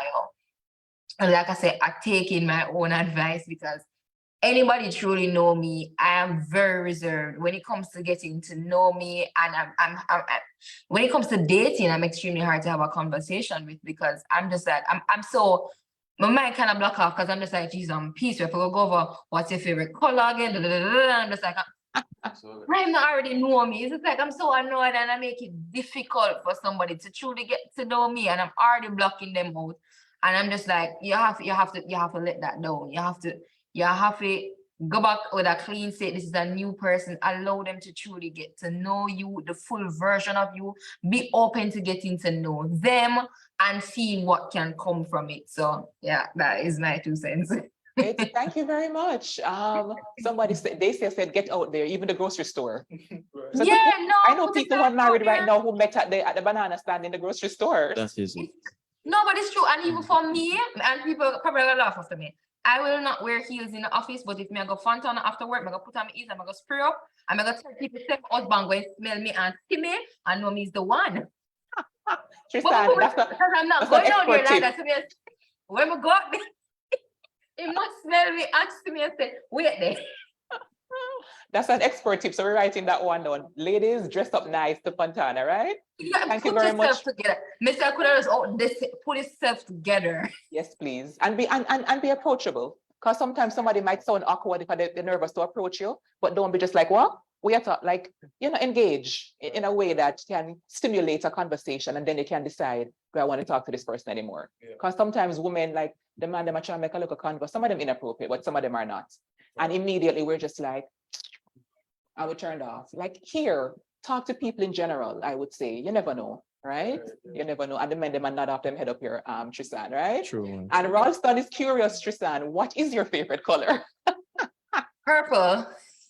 There we go. Ralston CT now, and they're off. And Mr. Lover is in the race. And we're gonna see what happens next. Big up life class. That's right. Just- Stacey says, not me wondering when they gonna find me when I'm unsearchable. Stacey, just go on. Stacey, Offline. just go on. Reply to some stories on Instagram. Go on. If you're not on Instagram, go on Instagram. You know, some of your high school friends will be there. Some of them single, the one who edit like, where you never give the chance to come edit too big. Him head probably doing so big right now. I'm growing him head. Them body. So now you just reply to him story and see, and you take it from there. All right, Coach Diel, our Thriver meetup post class. So my mood has improved since the start of this class. How much that? Yes. 73%. Oh, wait. Oh, sorry. 90% of you said either yes or startup, and we're happy for that, right? I feel more prepared to date / have relationships in an intentional way. And 59% of you, no, me keep on under the math the wrong way. 90% of you said either yes or startup. And Big I up love life that. class. Big up life class, big up JN. I feel more equipped to spot incompatibilities in a partner or prospective partner. And 92% of you said either yes or startup. Well done, students. Well done. Nice, right?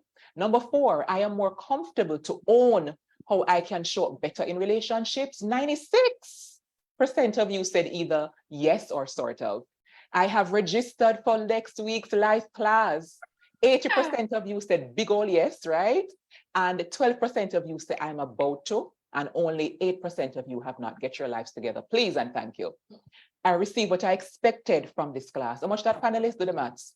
100% of folks said either totally or mostly, and we love this, right? Yeah. There are so many comments in the chat. People say it was a great session. The panelists are bomb, right? up We Cheryl. need these panelists Big up again. Tiffany. Great session indeed.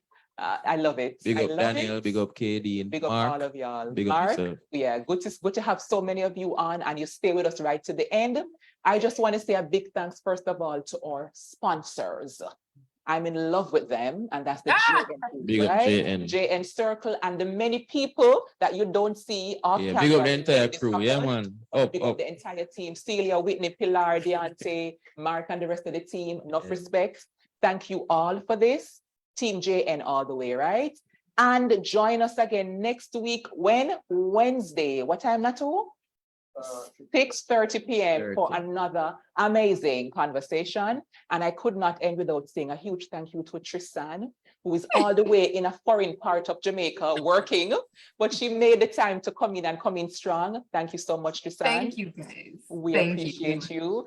Thank you to Michael, who drove a good distance to be with us today. We appreciate you so much, Michael. Third time life class alum, right? And big up to King Diel, who second time in the life class. You're such an amazing host. Nobody thanked you. You're a lot. The people in the room are saying she's lovely. You bring across a point so well. You let everybody talk. Sometimes when I'm talking too long, you know, if you cut me off and bring back to you and bring back to the thing, you're amazing, Kamala. Continue being an exceptional necessity in this program. King Diel with the words, with the wonderful words. Thank you so much, everybody. Tiffany said, King D, what's your IG? People are out here in the streets being great, right? Hi, Miss Mookie. And until next week, take care of your good selves, everybody. Walk good, care for yourselves, and be intentional about your choices, because you deserve good things, all right? So see you next week. All the best, and thank you, everybody, for coming into our space.